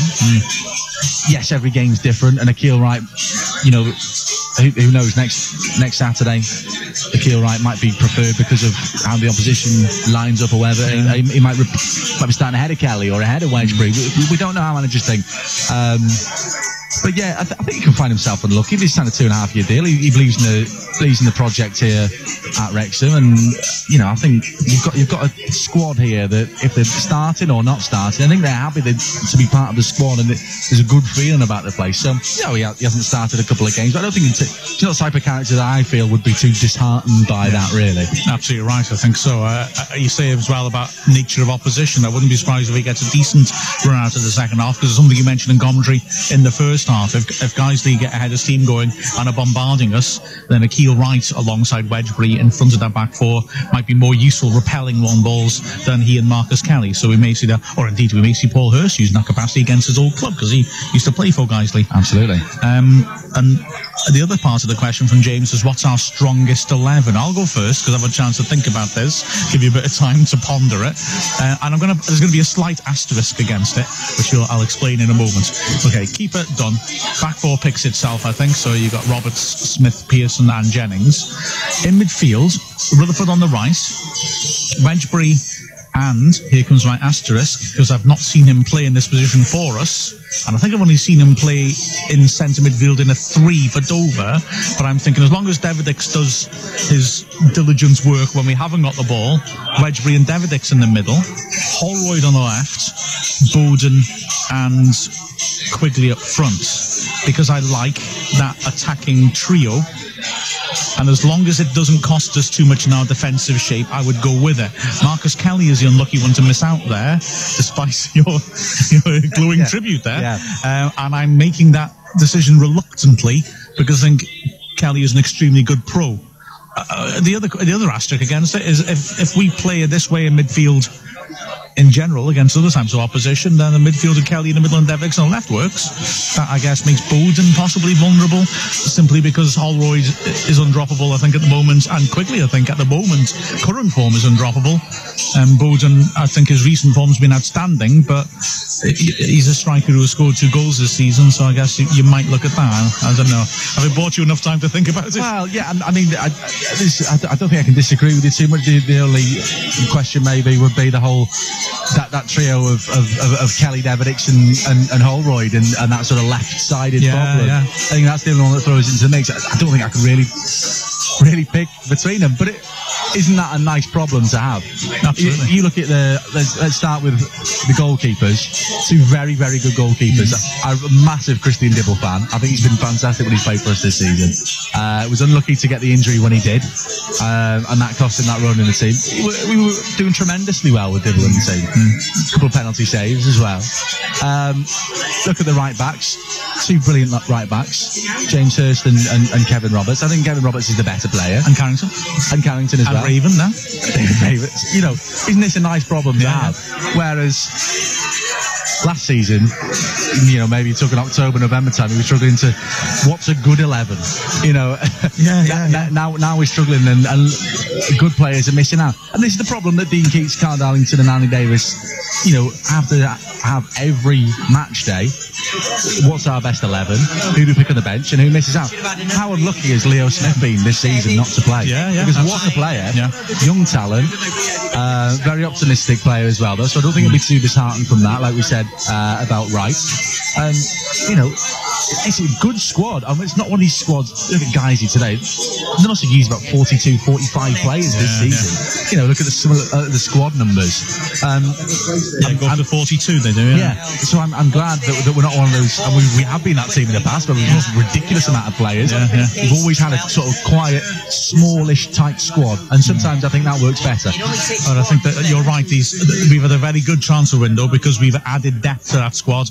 Again, in that very good interview on Dragonheart on Calon yesterday, David Dix was saying he was surprised when he looked at the back of the Hartlepool Wrexham programme just how small our squad was. But now we are developing that depth, and we've been very lucky with Pearson and Smith, because if they'd picked up any injuries, we'd have had a real issue. But now we've got Raven in, and that makes you feel encouraged. Hurst, Roberts, both play centre half. Yeah. You know, when I was at Halifax, Roberts played a lot. He played the right centre half of a back five and was tremendous. Player of the season. And his form's been impressive lately. The teams are back out. We've not got through any of these Arse Wrexham ones. I promise we'll work through them. One for you to think about, Alex. I can't think off the top of my head about this. Jonah Devitt is saying, bit of a strange one. The last two times we've got points from Tranmere at home, we were both 2-2. Both times a Quigley scored on home debut. Yes, Joe Two Quigley. different Quigleys. Joe Quigley, Can you think of any other useless trivia like that? Jonah, we love useless trivia. Yeah, relevant to today, Jonah. Well, I don't know. I've got some beautiful trivia for us. One of which has been broken now. It's the 6th time Wrexham have played Guiseley, and the first time Wrexham has scored first. Guiseley scored first every single time the two sides have played each other. And the other one, which we hope it is something that's maintained, in 4 of the 5 matches between the two sides, Wrexham have scored in injury time. 3 of which were decisive, made a difference. So let's see. But anyway, let's see what happens. The teams are out for the second half. We will work through more. Hugh Phillips saying he was on loan from Crewe. I thought he went to Crewe after us, but I am very happy to be proven wrong on that, Hugh, as we get things underway. And Guiseley attacking the Wrexham fans now in the second half. Not literally, I just realised what I said there. Wedgbury knocks it away. Bowden can't challenge for it, and it's thumped long once more, helped on by McFadzean.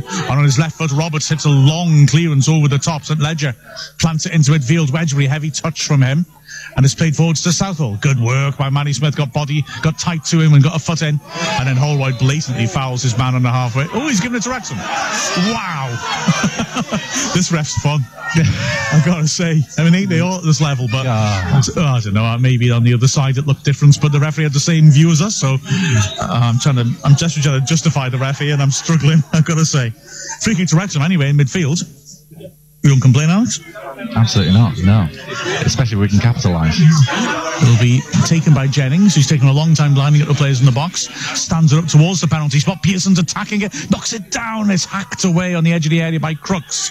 Southall's on his own up front, flicks it on. Wedgbury adjusts his body shape well to turn and clear it down the flank. And Crooks will control it and drive it back where it came from. 1-4 Southall to challenge Wrexham again. Twice there, allowing him to win the first ball. Poor mistake by Manny Smith. He's given it away. And it's Lenihan to play to the right side of the box. Shooting opportunity until Jennings tackles well.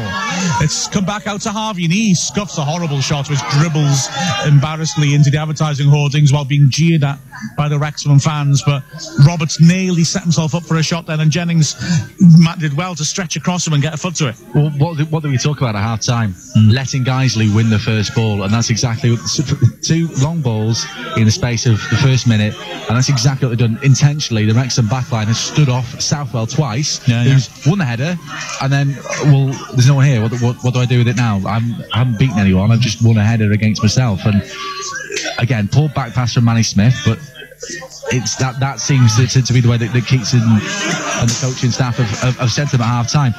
You don't need to go for the first ball. Yeah, it's worry about the second ball. That's from the goal kick. We heard the comments about the raffle salesman before. You may have heard that metallic crashing sound. The header just thumped into the fence in front of us, and the whole 4 rows in front of me all jumped out of the way to take evasive action. Didn't quite come that far.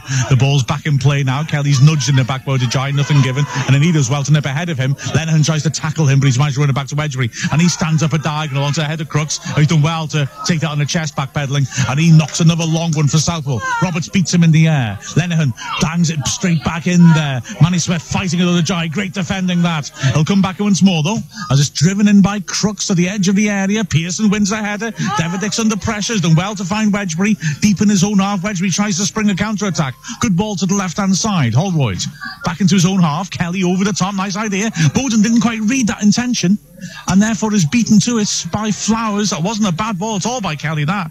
And then Holroyd does well to win it back. Davidick's back into midfield. Kelly feeds it across left-hand side. Jennings taking on his man, threads it down the line, takes deflection, wins the throw-in. Kelly was unlucky with that pass. Good vision, that. It was. I thought he just overcooked it first time. But yeah, Bowden just didn't read it well. But we put him back under pressure again now, and Davidick's there as well. I noticed he gets on possession. He's pointing at where he wants his players to run, sort of orchestrating it. Throw-in taken, Holroyd 25 yards out. Guys, you're going quite deep, and Wrexham is moving it around in front of them, and then Holroyd pings it back to the halfway line. Pearson digs a good ball down the flank. Davidick leaves it because he's offside, and Jennings runs onto it, stands up across, which is too much, goes beyond Rutherford, who'd cut inside, left the far post, and it was stood up to the far post. And now a chance for a break for Guiseley as it's fed down the left-hand side. McFadzean accelerates forwards, 30 yards out, cuts inside, squares it on Harvey. Back to McFadzean. Roberts goes to him. McFadzean goes round the outside of Roberts, who gets tight to him and cuts off the crossing angle. And now McFadzean's looking for help. He tries to turn and take on Roberts again. Roberts got him penned in by the corner flag. Good persistence by McFadzean. Kelly tackles him. Referee has given nothing. I thought he was pointing down for a free kick. And Kelly pings a good ball towards Bowden. Great header by Flowers. And a lovely tip over by the bloke in the row in front of us, who just palmed it over the Wrexham board, who could have been wiped out by that header. He's palmed it into the press box, and they're all expendable. So throwing to Wrexham, 10-yard shot at the halfway line. And Butler and Ask Wrexham is saying, which Wrexham game have we enjoyed commentating on most and why? Have a think about that as well, maybe, Alex. Ever or this season? Take your choice, I don't mind. Well, it's not my question, sorry, Anne. I commentate on the Arsenal game, so I've got an easy one to fall back on, but I've got another one I'll mention maybe when there's a lull. But at the moment, Roberts is taking a throw-in on the halfway line. Looking for Bowden. Good strength by Crooks to muscle him off it. Wedgbury hits it rather, and it'll drop kindly for Roberts, who's come narrow. Good tackle by Kelly, who's had a very bright start to the second half. Ball falls on the right-hand side. Nirnal trying to take on his man. He's carried this within 30 yards of goal on the flank, and then helps it outside. Back in again. Lenihan dinks it in towards the penalty spot. Manny Smith plants a header, which gets it clear. Helped on further by Davidick, and then volleyed back in first time by Flowers. High hanging ball in the box. Pearson wins it well. Southwell jumps into him. But again, Guiseley winning the second ball. This is their tactic until an excellent tackle by Rutherford on the edge of his area. Poor clearance by Wrexham though, and another long ball will come into the edge of the box. Flicked on by Harvey and headed clear by Roberts, tucking in between the centre backs. It's picked up again on the right side of the box. Another cross comes in. Pearson heads it partly away, chases his own header, and clouts to the halfway line. Bowden being climbed on by Flowers, who wins the header. Drops just beyond Holroyd. Harvey comes forwards, holding it up. Has to work it back to the halfway line. Crooks winds himself up and stands a big ball down the flank. Can Odujoyi keep that in? The wet pitch makes it die. Poor first touch by Odujoyi though, and he's off anyway. But that is Route 1 football par excellence, isn't it? Just pounding it in. And we resisted that well, I thought. We did really well. Maybe a couple of occasions where the clearances could have been a lot better. I think Roberts panicked a little bit and tried to play a cute ball out. There was no one there, and allowed another attack to go in. And Manny Smith's initial header was a bit dice head, if you like, where it sort of skews off 50 pence head. But yeah, Pearson was there constantly, wasn't he? And he's done really well. Yeah, I can understand the temptation of Roberts to play that ball as well, because we want to try and keep possession and not give them another second ball to pound back in, but he didn't get it right, did he? His Dunn knocks it long. St. Ledger smacks it clear, and here's Southwell. Good take on the chest. He turns 30 yards out, works it right-hand side. Here's Roberts, who's looked dangerous. He's got Jennings isolated. Runs into the box, hits a shot, takes a deflection. Good save by Dunn. Good save. It took a nick, I think, off Jennings, and Dunn did well low to his left to push it behind for the corner, but this is good pressure from Guiseley. James Jennings not happy with Manny Smith there at all. He's getting sucked into Odujoyi. I think I said in the first half, he's getting sucked into him. And Odujoyi has won everything today against Manny Smith near enough. Costly, nearly there. They really block Dunn off from these corners, so let's keep an eye on that, as it'll be an in-swinger. Guys, he putting the pressure on. A Hush comes over the ground. It's swung in under the bar dangerously. Oh, great defensive header by Roberts. He had Lenihan, who's massive, attacking it, and Roberts, who's demanding a foul, ducked down and managed to scoop a header back over his own shoulder. It's gone out via a Guiseley player for a throws of Wrexham by the corner flag. Oh, there's a goal kick, in fact. It's a goal kick, yeah. Well, Dunn's taking his time going across to slow things down, and quite rightly, we need a breather here, don't we? Well, again, you know, fantastic defender by Kevin Roberts, similar to the Hartlepool game. I remember commentating on that and saying how well Roberts played in that against, well, one of the players was Devidics he played against in terms of intelligence, but two big lads in one of them was Rodney, wasn't it, on the left-hand side. Did phenomenally well. I think he loves that challenge up against the big man. Big man's going to beat him in the air, probably 9 times out of 10, but it's hard to get round Kevin Roberts. No, Rodney beat him for pace in the first minute of the game, and we thought, oh, there's going to be problems here, and since then he was absolutely in his pocket as Flowers from the goal kick went a tremendous header. We've been talking for a long time because Dunn was wasting time like a professional as Bowden wins a free kick on the half. I beg your pardon, Devidics on the halfway line. Just interested to see the Guiseley bench furious up in arms there. Not that ever happened at the racecourse in the return picture this season. Now, what's being said here? Well, Pearson was livid and was running at the referee complaining, and Nirenald, the debutant's been called across, and there's a deputation of Guiseley players pleading with the referee in his defence before he's arrived. Something must have happened off the ball, I guess. Was a yellow card out. He went through the back of Bowden. Whether he then did something else afterwards, I don't know, because Pearson certainly was very animated. And that's not like him, is it? Free kick on the halfway into Wrexham. Nirenald has the yellow card, third one of the day. Lenihan got a scandalous yellow card for doing very little in catching Wedgbury. And Holroyd got a silly yellow card, kicking the ball away after going out for a throw-in. So Jennings will stand this up into the box. So much height in this Guiseley side.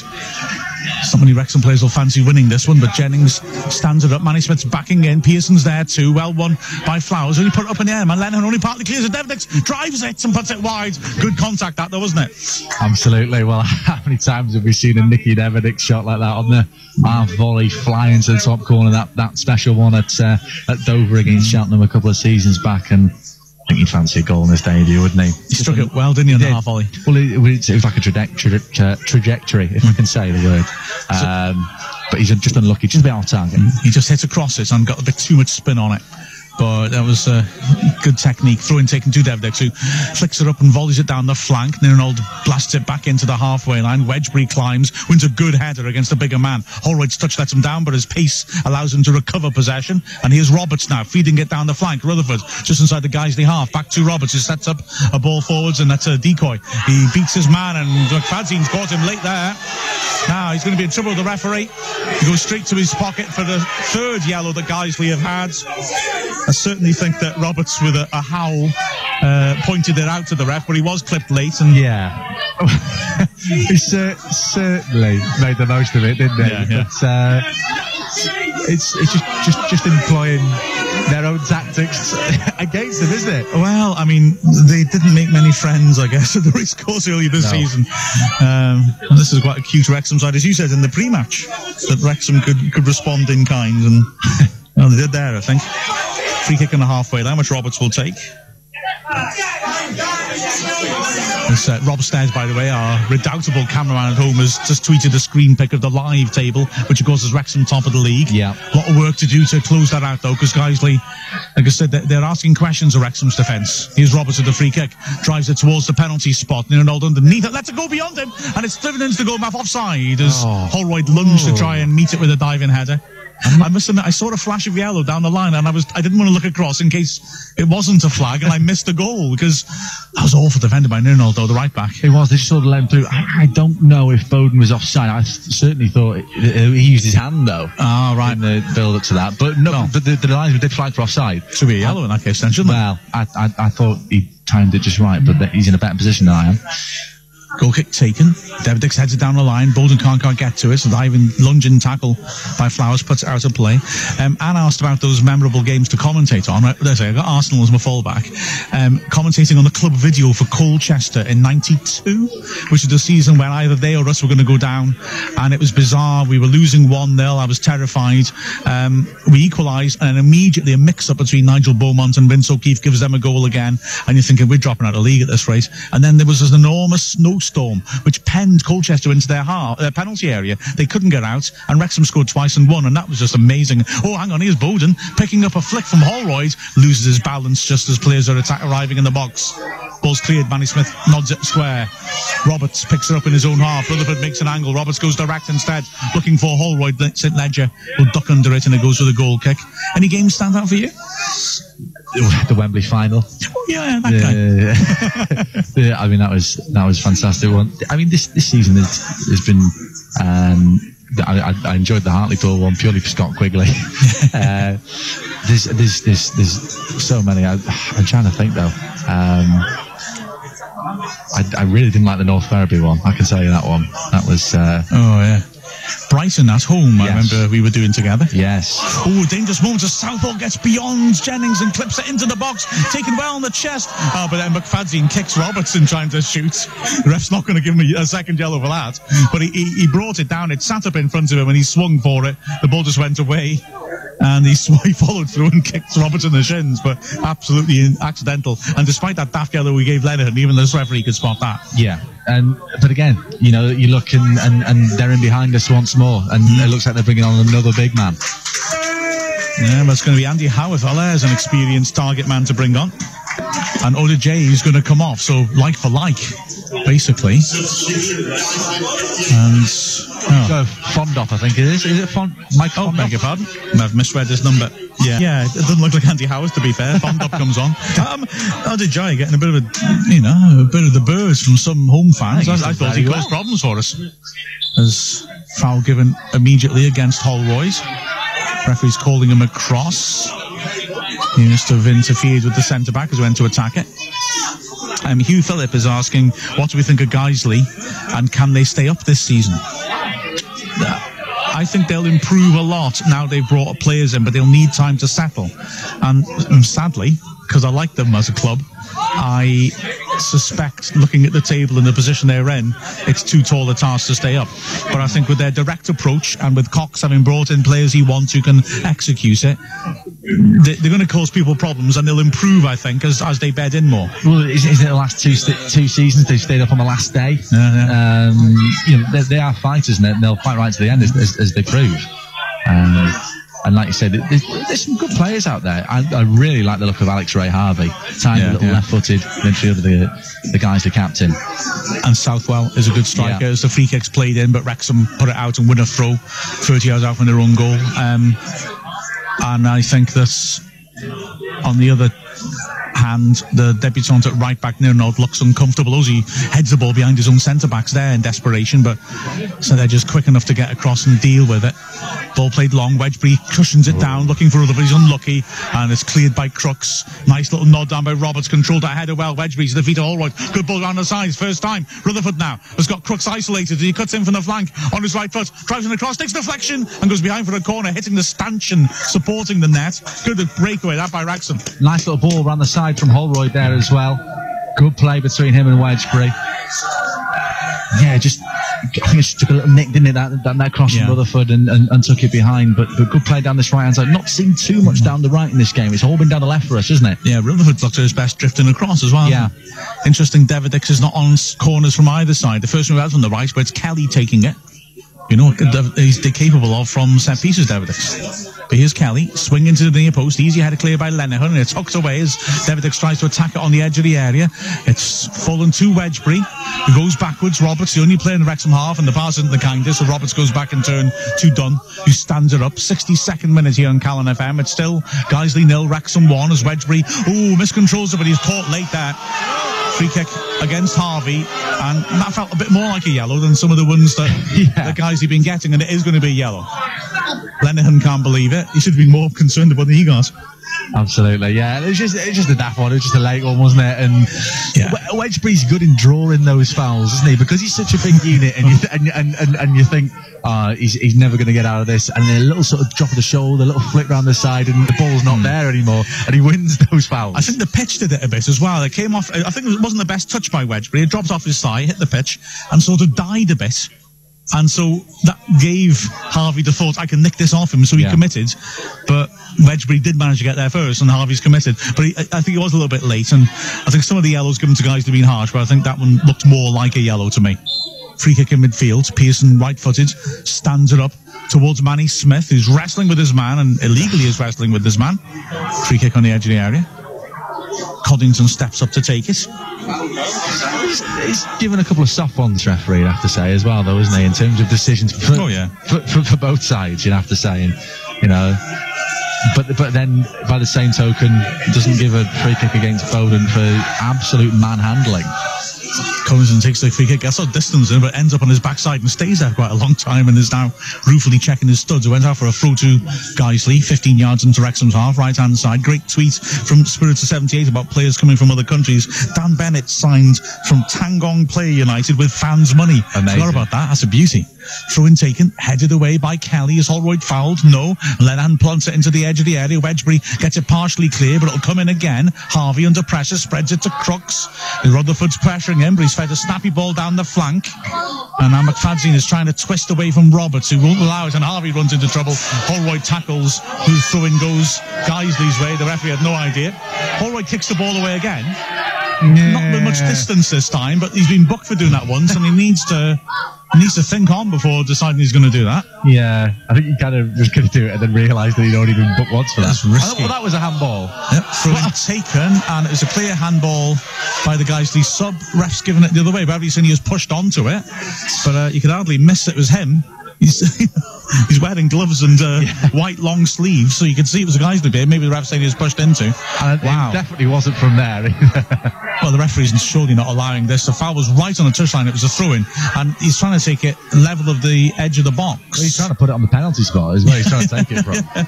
Well, it's finally from somewhere closer to where it should be, but it's dangerous situation this. Lots of height in the box to aim at. The ball swung in dangerously to the far post and headed towards goal, and just over the bar. It was a lovely delivery, floated into the far post, and on the stretch the header went just over the bar from Fondop, and Wrexham were lucky there. That's really dangerous, and we've said it all game. You know, we've coped well with it to a certain extent, but how long until the defence buckles? We've got to stop the supply coming in. Silly fouls like that, you know, rightly or wrongly given against us. Once a decision's given, it's gone. Then you have to take up your task, and you have to defend as a unit, and we struggled with that with set pieces today. As a steward, it looks just like Sam Wedgbury walks across in front of us. Oh my God, it is scary. Separated at birth. Dunn's goal kick is headed away. Jennings wins an excellent header. Brilliant skill by David. Expects his man and feeds the ball to Bowden, running at last defender. He's got options wide, but he pulls a shot well wide, and he's really angry with himself there. I can see why he wanted to hit it, but he didn't make proper contact with it at all, did he? Lovely. Once again, the drop of the shoulder from Davidix. Just let it roll. He completely sent Harvey for a full-time cup of tea. He was gone. He was completely out of the game. Lovely threaded pass as well. Bowden, killed it dead. We all know about his touch, and just never that confident when Bowden goes for goal from that far out, and it proved to be the case there. Wrexham win a free kick from the goal kick for a shove in the back of Davidix. Wrexham leading 1-0 here at Guiseley on Calon FM, 66th minute. Jennings will walk up to take the free kick, and he will not be in a rush, I rather suspect. It's Hugh Phillip on Ask Wrexham saying Jennings is improving recently. There's a good attacking fullback. Absolutely right. Yeah, I was been quite critical of Jennings, particularly the early parts of the season. He wasn't the same player than when he joined in January last year. I think by his own admission, he would say that his form wasn't brilliant, but certainly since about Christmas time, he's been phenomenal at left back. He swings the free kick in. Bowden heads to the edge of the area where it's cleared, and now Wrexham are fighting for it on the halfway line. Wedgbury volleys over the top. Holroyd's unlucky to be offside. I've got to say, I thought that Bowden was off coming back, and Holroyd was onside when he ran in, but the flag went up. Yeah, I would say wrong. With Jennings as well. You could see how much we missed Jennings in attacking fullback against Tranmere, I thought. And that's not a criticism of Raven. No. He's a right-footed centre-back, filling in at left-back, and did a man-full job there. But he couldn't come forwards like Jennings does, and that did, I think, cost us a little bit. I thought Raven was phenomenal against Tranmere. It has to be said. You know, you never really seen him before. You don't know a lot about him. How's he going to fit into this unit? He did tremendous.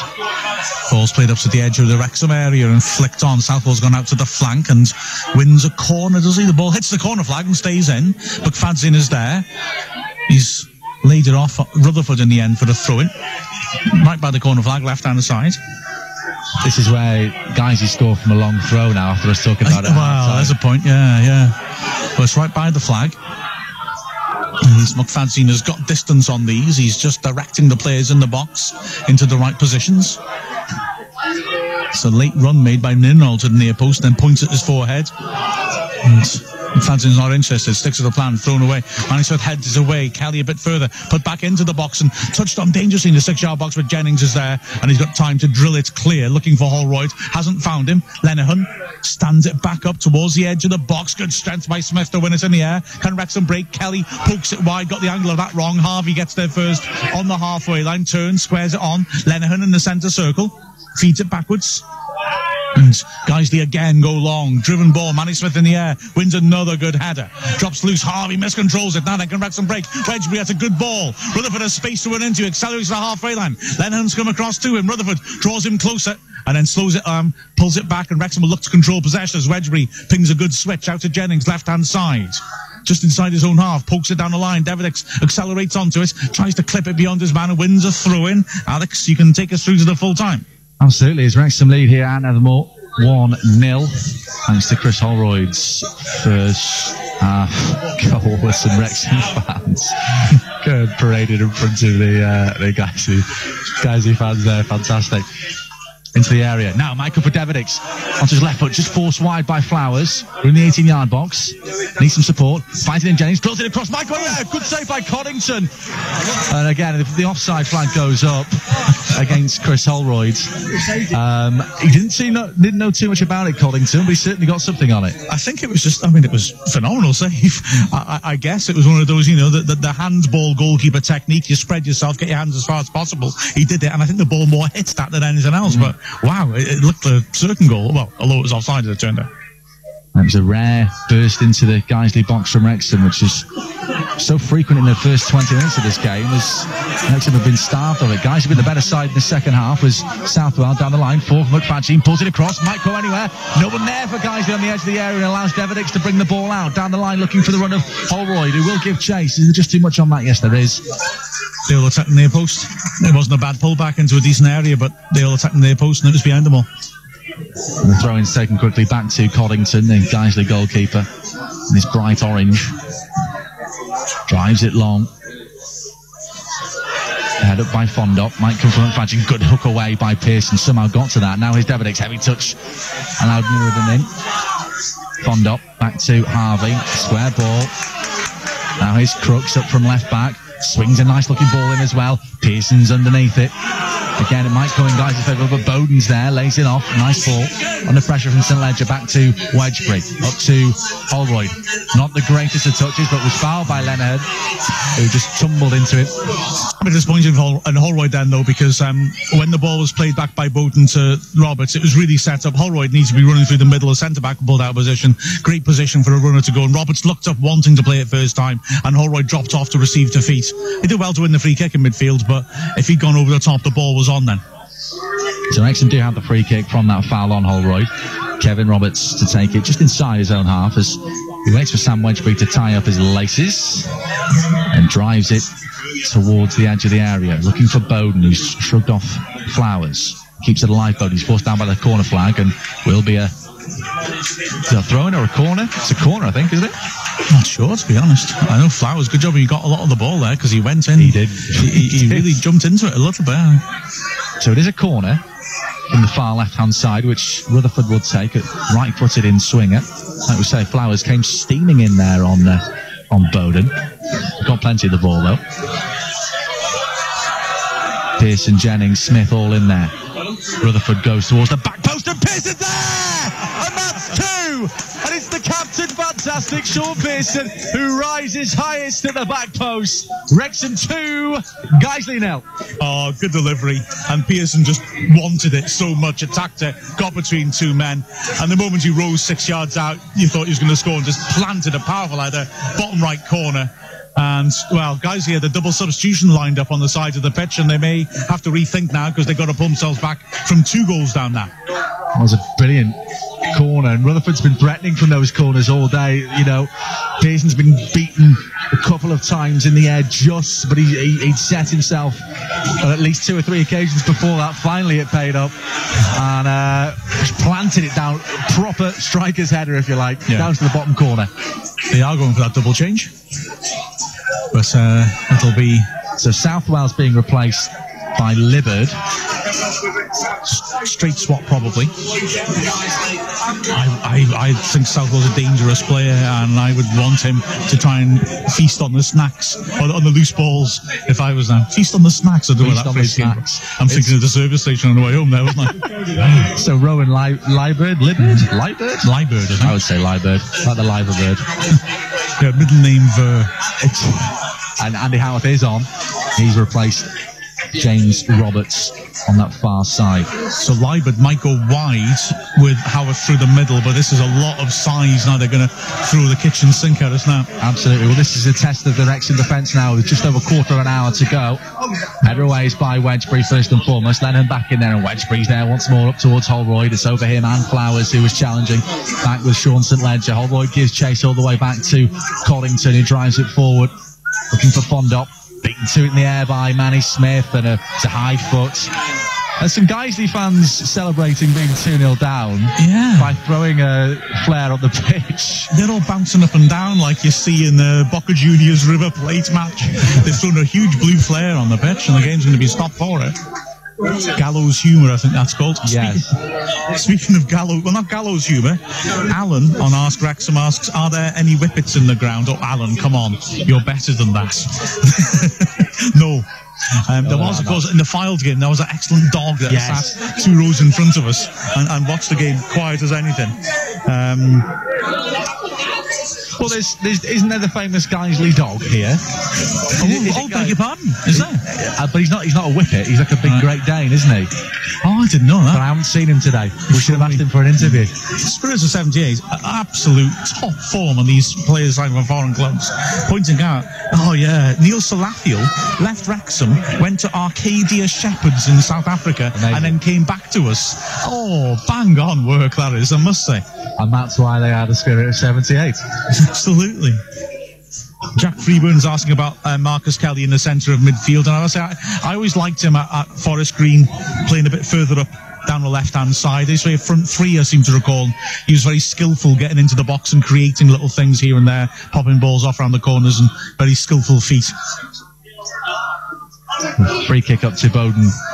Done well there, Bowden. Pops it back to Rutherford. Just holds off his man. And he's crowded out by about 3 players. And, well, Rutherford then are judged to have fouled Alex Ray Harvey. So a free kick to come from Guiseley. I think Harvey made the most of the contact and screened and busted what all our midfielders have been doing throughout the match. I was going to say exactly what Kevin Roberts did earlier.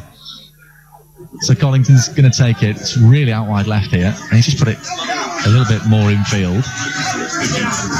And drives it long through the middle, looking for Fondop once more. There was a hand there, surely, by Flowers. Rutherford stamps it clear up to Holroyd. Holroyd, a bit of a heavy touch again, but he locks it off for Wedgbury. Nice ball down the line for Rutherford. Bit of space for him to run into now. Across comes Flowers. Again, came steaming in, Flowers. He goes in hard, doesn't he? And, he's timing them well, so fair enough. But if he mistimes those, he's off. He is. But fair play, he isn't. So no. And I think he's had a solid enough game there. Looks like a good back-to-the-wall centre-back. He's done really well. I've been really impressed with him. Not particularly with his manhandling of Bowden, but everything else he's done fantastically well. There's a daft question from Jonah Devitt I'm desperate to get to in a minute, but we'll wait till there's a long stoppage. Another flare would be fine. Yes. The throwing comes from Roberts to Holroyd. Crossing position maybe, but it goes back to Wedgbury. Down the line once more for Roberts. Pops it off for Rutherford. Takes it away from Crooks back to Wedgbury. A ball over the top was like a great one, and a lot of, well, Wedgbury's got his sand wedge out today. I thought the same thing. It's, a couple of times now he tried to play the ball down the line and he's just sailed harmlessly out of play for a throw. So 2-0 to Wrexham with just under quarter of an hour to go now as Fondop flicks that on. Lenihan beats Kelly in the air. Wedgbury's there though on the free header. Harvey forward. Howarth chases, but Jennings down the line. Nobody there for Wrexham, but Devedix is a willing runner, so Newenold will just watch it out for a throw into Guiseley, halfway inside their own half. That's the Wrexham fans you can hear, despite the bouncing and the flares of the Guiseley fans after immediately going 2-0 down. Here's the Wrexham fans in full voice. I'm still not too sure about why that happened, Mark. What's it, the flare? With the flare and the bouncing up and down. I can say gallows humour, I suppose, isn't this? We're struggling at the bottom of the table and we're going to be ironic and in a party anyway, sort of thing. There's something to admire in that, I think. Jennings messes up his clearance, and then, well, Wedgbury was late there on Fondop, and no foul given. I thought that was one of the more obvious ones of the day, as Crooks gets it forward towards Fondop. Header away is by Smith. In comes Harvey, though, beats Kelly, rides one child, and then takes out his own man, and then drives the cross into Kelly. He's ran into McFadden and thought, get out of the way, I need to cross this. I've got to say that challenge by Wedgbury, I know I'm supposed to be biased, but that challenge by Wedgbury from over here looked more of a yellow than any of the ones Guiseley have had today, and he didn't even foul. Well, McFadden and a Wrexham fan getting involved now. Bit of pushing going on. We can't see as everyone stood up now to admire the violence. So, but he went to take one of these long throws, stood right on the fence. It looked like one of the Wrexham fans might have grabbed him. I don't know. Yeah, he seemed to be reaching back into the crowd when I saw it. Yeah. So, I don't know. The fan was holding onto his shirt. Well, the referee's having a long talk to him. Not totally clear why he needs to talk to him, to be honest. If someone grabbed hold of his shirt and he pushed him off, well, that seems a reasonable reaction to me, I've got to say. Yeah. We're only speculating what happened. We couldn't see clearly ourselves. And but, here comes the St John's ambulance to make sure everyone's okay. It's flicked on towards a penalty spot, hacked away. There's an offside flag there, though. Luckily for Wrexham. But, yeah, St John's do seem to be going in there. I mean, if you actually turn around and thump somebody, then that is a different matter. But you don't just have a word with them, then you send them off. So, well, I don't know. We can't comment really on what happened there. All I saw, anyway, was McFadden grab a Wrexham fan, obviously in retaliation to something that was either said or an action by a Wrexham fan in there. They're swinging the towel up and down. I think they've taken someone's taken the towel that he drives the ball with away. I think that might be what it was. Big header from Flowers, straight out of play for a throw-in to Wrexham. And the St John Ambulancement, I think, we're just walking home. Okay, because that's okay then. They don't seem to stop there or anything. So I think someone's nicked his towel. He didn't like it. It sounds like maybe there's been a tug of war over the towel. Yeah. Could be. Oh, I hope the cameras picked that up. What an afternoon here. Towelgate. Flowers volleys it forward, only as far as Wedgbury on the halfway line. Here's Kelly forward, first time on the right foot, but nobody there. It's headed away by Crooks. Wedgbury wants there again, header over the top, and all the guys who players leave it. Bowden sniffing around, and Crooks is forced to get that out of play for a throw into Wrexham right in front of us here. Jonah Desperate, that tweet I was desperate to get to. He said, would I consider if we went up doing an Alan Partridge video with the Alan Partridge commentary of all those goals? Yes. Well, I'll get to it in a second, but I have actually started to do that. Jonah knows me. Devedix first forward, trying to feed it through to Bowden, who's done well to win the ball back against St Ledger. Here's Roberts now, down the line for Rutherford, crossing position maybe, down the line once more for Bowden. He'll just go to the corner flag and keep it there, I suspect.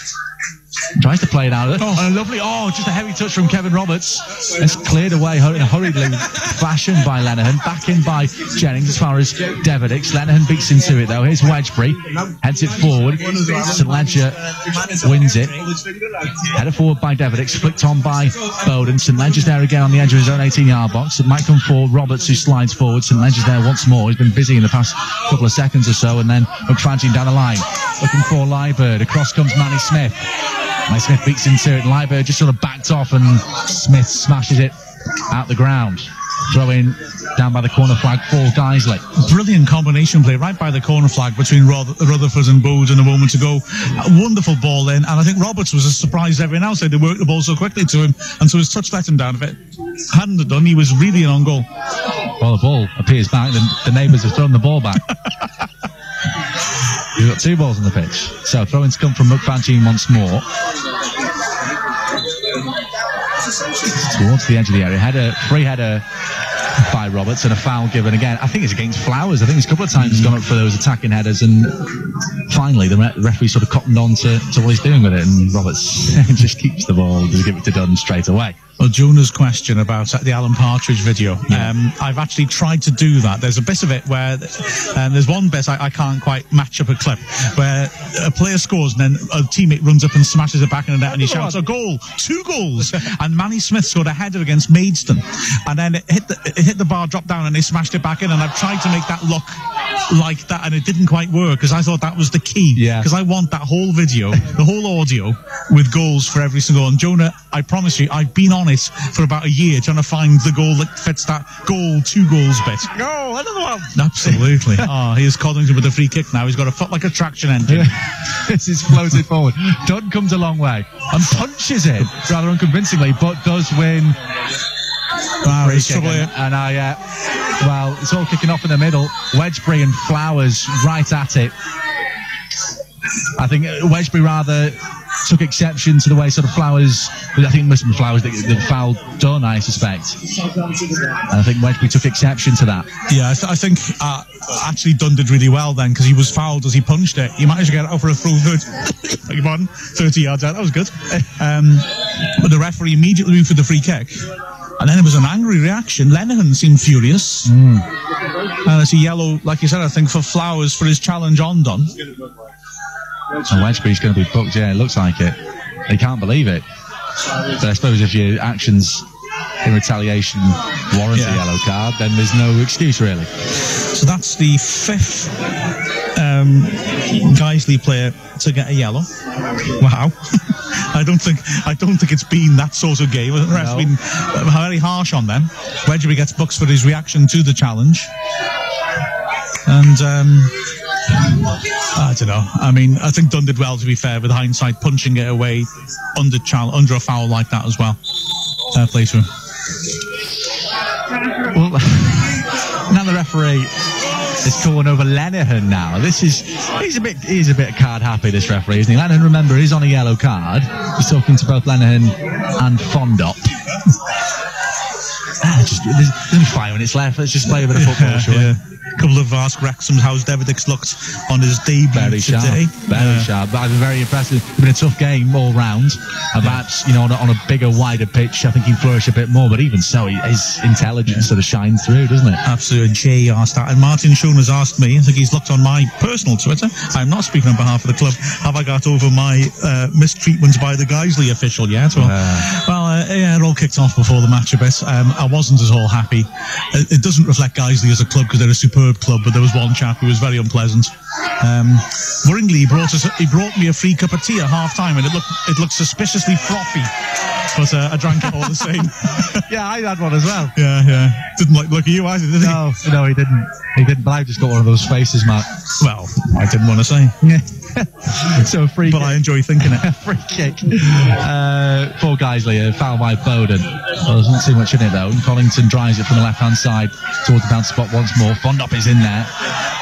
Everyone under it and takes a tumble with Manny Smith, and then Rutherford relieves the pressure down the line. Collington comes way out of his goal and clears it up left field. Not convincing though, and it falls to Kelly. Poor touch. Now here's Howarth.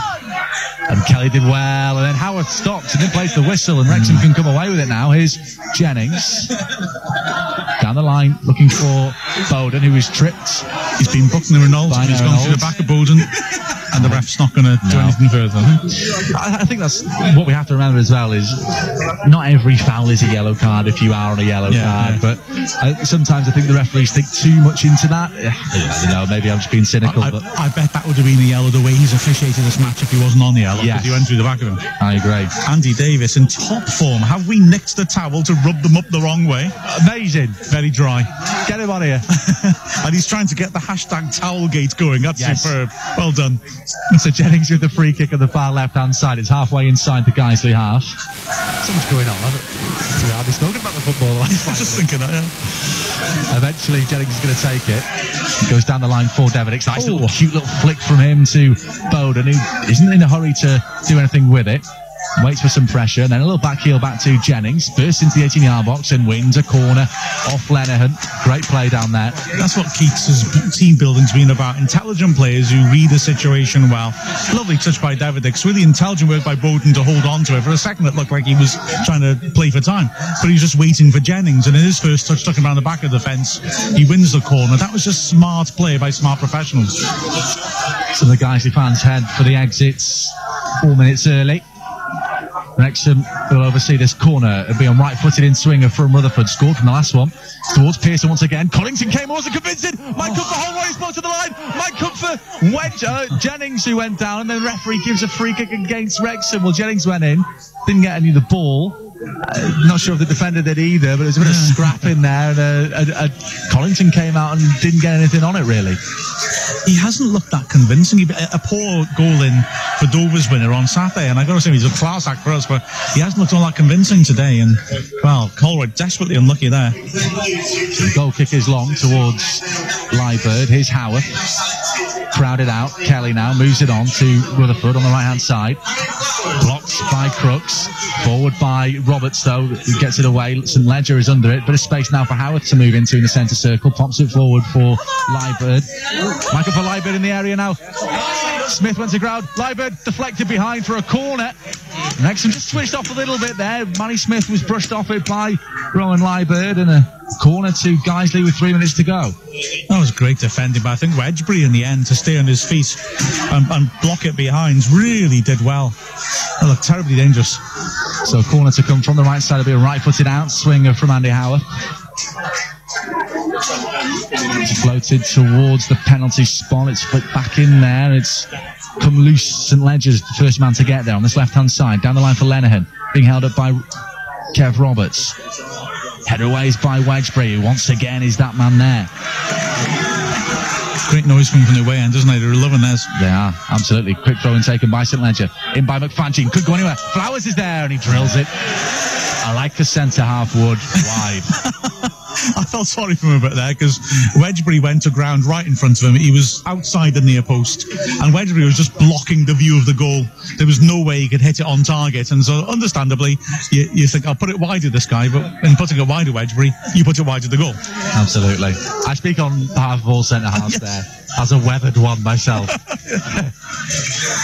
A minute to go, plus injury time. Wrexham are preparing a change. Jack McCrath is stripped and ready. Dunn's goal kick goes straight out of play. One of the Guiseley fans in front of me trying to get out of the way, not so much, she nearly ended up on my lap. Kelly beats one, beats two, beats three. Down the right hand side, does well. Good burst of pace from Marcus Kelly. He's been pursued and he's done well and goes to ground. And well, it was a strange one. Fondop chased him all the way, did well in his defensive duties. Kelly shrugged him off, and then there was a little trip. Immediately the referee said get up, and then thought no, that is a foul. I think it was a foul, so I didn't see his gesture. Yeah. Kelly was brilliant. He had a good second half. He did superbly to carry it forwards, and then there weren't many options around him. And he did really well. Just get his body between man and ball and force him to run into the back of him. That was clever. See, Pearson is feeling confidence because he has five added minutes. 5 added minutes. Oh, there's the flair, wasn't there? But I don't think there's been much. And Pearson went into the box, and I don't know if the message from the bench came to say don't bother. He's gone back. I'm not sure where that 5 minutes has come from, being totally honest, although Nicky Devidic is over this, so it's about 25 yards out. It's central but favouring the right-hand side, although he's left it for Jennings. He's already got one free kick this season. There's a one-man wall. It's a hell of a long way out, this. Jennings strikes it. Oh, it wasn't far away. Wasn't far away. There's plenty of pace on that from James Jennings, and that has gone well and truly into the car park. Well, McCrath is going to come on. He's replacing Chris Holroyd. It's a hell of a strike by Jennings. He cut the neck off it and really struck it well. I think Collinson's body language was confident it was going wide. But, it was a long way out, that. Well, the man who got the scoring underway here in the first half, Chris Holroyd, is replaced by Jack McCrath, who will just run that defence, run into the corners, I suspect, for the final, 4 or so minutes at a time we've got left to play now, which, again, we're quite bemused where this has come from. The amount of bookings, maybe, 30 seconds per booking. Yeah. There's been 4 in the second half. But there's no physios on the pitch. No. We had a towel gate as well, didn't we, I suppose? Bit of flair. Maybe 5 minutes is justified. Nah, that's madness. I don't know myself, I don't know. Bit of goal as well. Header up in the air by Harvey. Beaten to it by Kelly, who badges away there. Howarth brings it down nicely. Under pressure from Devedix on the far right-hand side. Tries to dink one down. There's no one there for Guiseley. And Pearson will watch that one run out for a goal kick. It'd be nice if we could close out the clean sheet as well. It would leave us one off a club record for most league clean sheets in the season already, which is quite something. That is quite something. Not something that we're particularly used to, is it? Having such a solid defence. No. In terms of a clean sheet, we've had good defences in the past. You look at that, the 98-point season, that was such an assured defence, wasn't it, with Obeng, and then Stephen Wright came in once Obeng left for Swansea, and that was what we call a good defence. But, we'd let in the odd goal, wouldn't we? I think that team, if I remember off the top of my head, was the side that's got the record for the least lead goals conceded in the season. Yeah. But a big part of that was that we dominated teams, wasn't it? So it's over McCrath and over Flowers, and then Bowden sniffing around might come in, but it's hacked away. Wedgbury there once more. Kelly does really well down the line, looking for Devedix, bit of space for him to work into now. He's being pursued by Nirenald.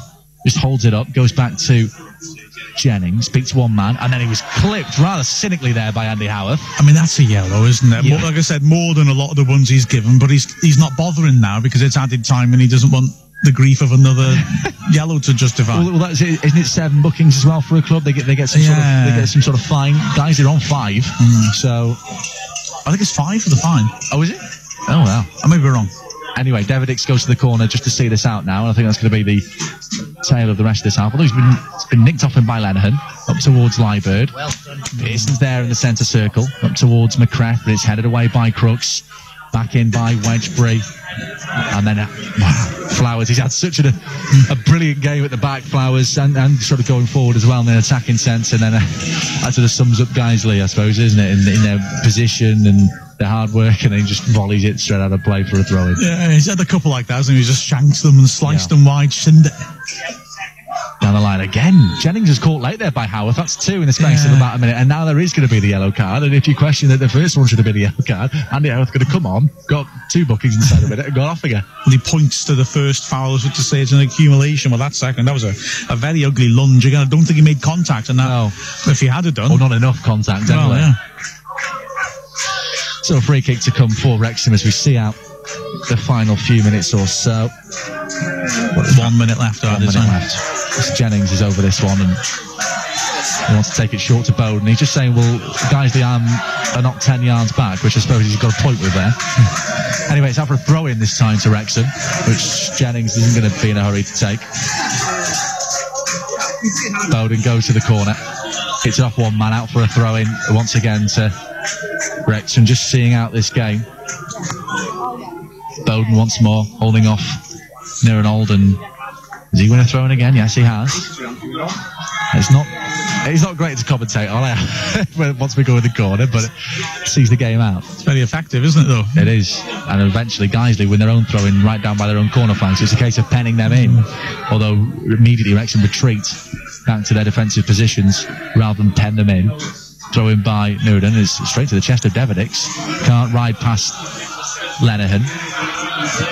Headed back by Liebird. Harvey under pressure from Wedgbury. Has to go back to Lenihan, his central midfield partner. Comes across, square ball looking for Crooks. McCrath, winning run. I don't think he's touched the ball yet, McCrath. Ball up through the middle, stabbed away by Smith. Come for Lenihan once more on the halfway line. There's a poor pass straight to Devedix. He's about 5 yards away, and Devedix nearly. Oh, he's foul there. A little bit harsh there against Guiseley. He beat one man unexpectedly, and then I thought Harvey did well enough just to shrug him off, but a foul's given. He might have been clipped, but I don't think he should have taken on that run between 2 men, really. He was inviting physical contact, but lucky to get the free kick there. So a free kick to come that will surely see out this game now, as Pearson is over. Wrexham 2, Guiseley 0 here at Nethermore. Wrexham, as it stands, top of the league, and Bowden goes flying there. And we really have today played guys at their own game. We're doing exactly what they did to us at the racecourse earlier this season. We've suddenly shut the game off now. Nernald, it's like he's trying to get sent off now. He just clattered into Bowden as the ball's in the air. I'm not saying that it's obviously yellow, but, accumulation maybe, because he's just clobbering people all the time, and he's only yellow from earlier on. Free kick taken short to McGrath. And the referee pulls it back. For some reason, there's literally seconds to go. I don't think he was ready. We've 1 minute and 20 seconds over the 5 added minutes, and he's fiddling around with not being ready. Come on, ref, finish it. Taken to McGrath, take two. Always a carbon copy of what happened anyway, guys who weren't aware to it. McGrath holds it up now, down by the corner. And that is the final whistle. That is Wrexham top of the league as it stands. Of course, teams below us have a game in hand, but it's all about putting that pressure on. And Wrexham have finished 2-0 winners here at Nethermore. Against struggling guys, the goals from Chris Holroyd and Sean Pearson, the captain, have seen Wrexham over the line this afternoon. Absolutely. That's a really good performance by Wrexham, isn't it? We started on the front foot. We took the game to them. There's always a danger, Guiseley, because they're direct, will pen you in with those long balls in the first 20 minutes, which were an exemplary way to play a Route 1 team. We just would not allow that to happen, and we just camped in their half, moved the ball around well. Davidix looking lively on his debut. It was really pleasing to see, and in the second half their Route 1 didn't trouble us much. Second half we defended well. First half there were spells when they did cause us the odd problem, which is going to happen against a side that plays like that with so much height in their team. The second half we closed it out, I thought, extremely professionally. Absolutely. Well, with the final score here, Wrexham 2, Guiseley 0. You've missed them live on Calon FM. Absolutely. It's a great win. Holroyd with an away win again. An away win. An away goal again. That's a away win. The Holroyd win. And Pearson with what's becoming fairly regular as the Wrexham fans are going to their away end. I mean, the away end was superb. Made great noise throughout. They made great use of the percussive potential of the advertising hoardings here as well. And yeah, good scenes here. Wrexham top of the league, and deservedly so, I thought. As well to Kelly, who may be under pressure a bit with Davidix coming in. But in the second half, particularly, I thought he had a very good game. Well, and that's it. If you're a creative midfielder like Kelly, and you see Wrexham go out and spend money on a creative player like Davidix, then you are automatically under pressure. And he's upped his game, and that's what it's all about. And that will be some of Keith's thinking behind it as well. Kelly's signed, he's been brilliant. Could we have got more out of him? Maybe. And then maybe they're bringing in a Davidix, who is a similar player, and that ups his game as well. Brings the best out of both of them. Absolutely right. And then in defence as well, Pearson and Smith were tested, Smith particularly, by the size of Odijai, but they resisted, and the fullbacks I thought defended very well. Robertson, Jennings, good solid performance. Yeah, and I think in the early parts of the season, no matter how many clean sheets we were getting, the fullbacks perhaps looked a little shaky at times. You're sort of looking at September, October, November time, looked a little bit shaky and a little bit suspect, you might say, but last 4 or 5 games, Robertson, Jennings have been superb. Jennings unlucky to go off in the Tranmere game, as we said. They've just been fantastic, and that's a unit now. And with Dunn behind them as well. People can question some of Dunn's performances and some of his decisions as well. But once you're that unit of 5, you work for each other, you throw yourself on the line, you die for each other because you are that unit, and it's proved so effective in the last few games. It's been fantastic. Absolutely, and as we said in commentary, Wrexham now 1 clean sheet away from equaling the club record for the most league clean sheets in a season. Quite an achievement. Let's pick a man of the match. I've not really thought about this. Have you at all? I've got a couple of possibilities, I guess. There'll be a lot of good performances, won't there? I think Bowden was phenomenal again today, and he's such an underrated striker. I think he doesn't get a lot of goals, but I don't think that matters. It's about everything else he encompasses and brings other people into play. I thought Davidix did phenomenally well on his debut. Some very clever play, little drop to the shoulders, some nice passing range. Kelly fantastic, Roberts fantastic.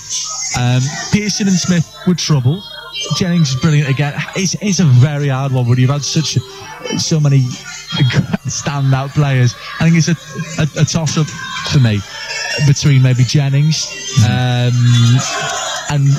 I'd have to say Kevin Roberts, maybe. Two fullbacks. Maybe Jennings shades it for me. It's just been phenomenal, and some good link-up play on the left-hand side. Absolutely. So a good call, that, I think. Great result for Wrexham at top of the league. The final score of Guiseley 0, Wrexham 2. We'll hand back to the studio. Calon FM on 105 FM, uniting our community.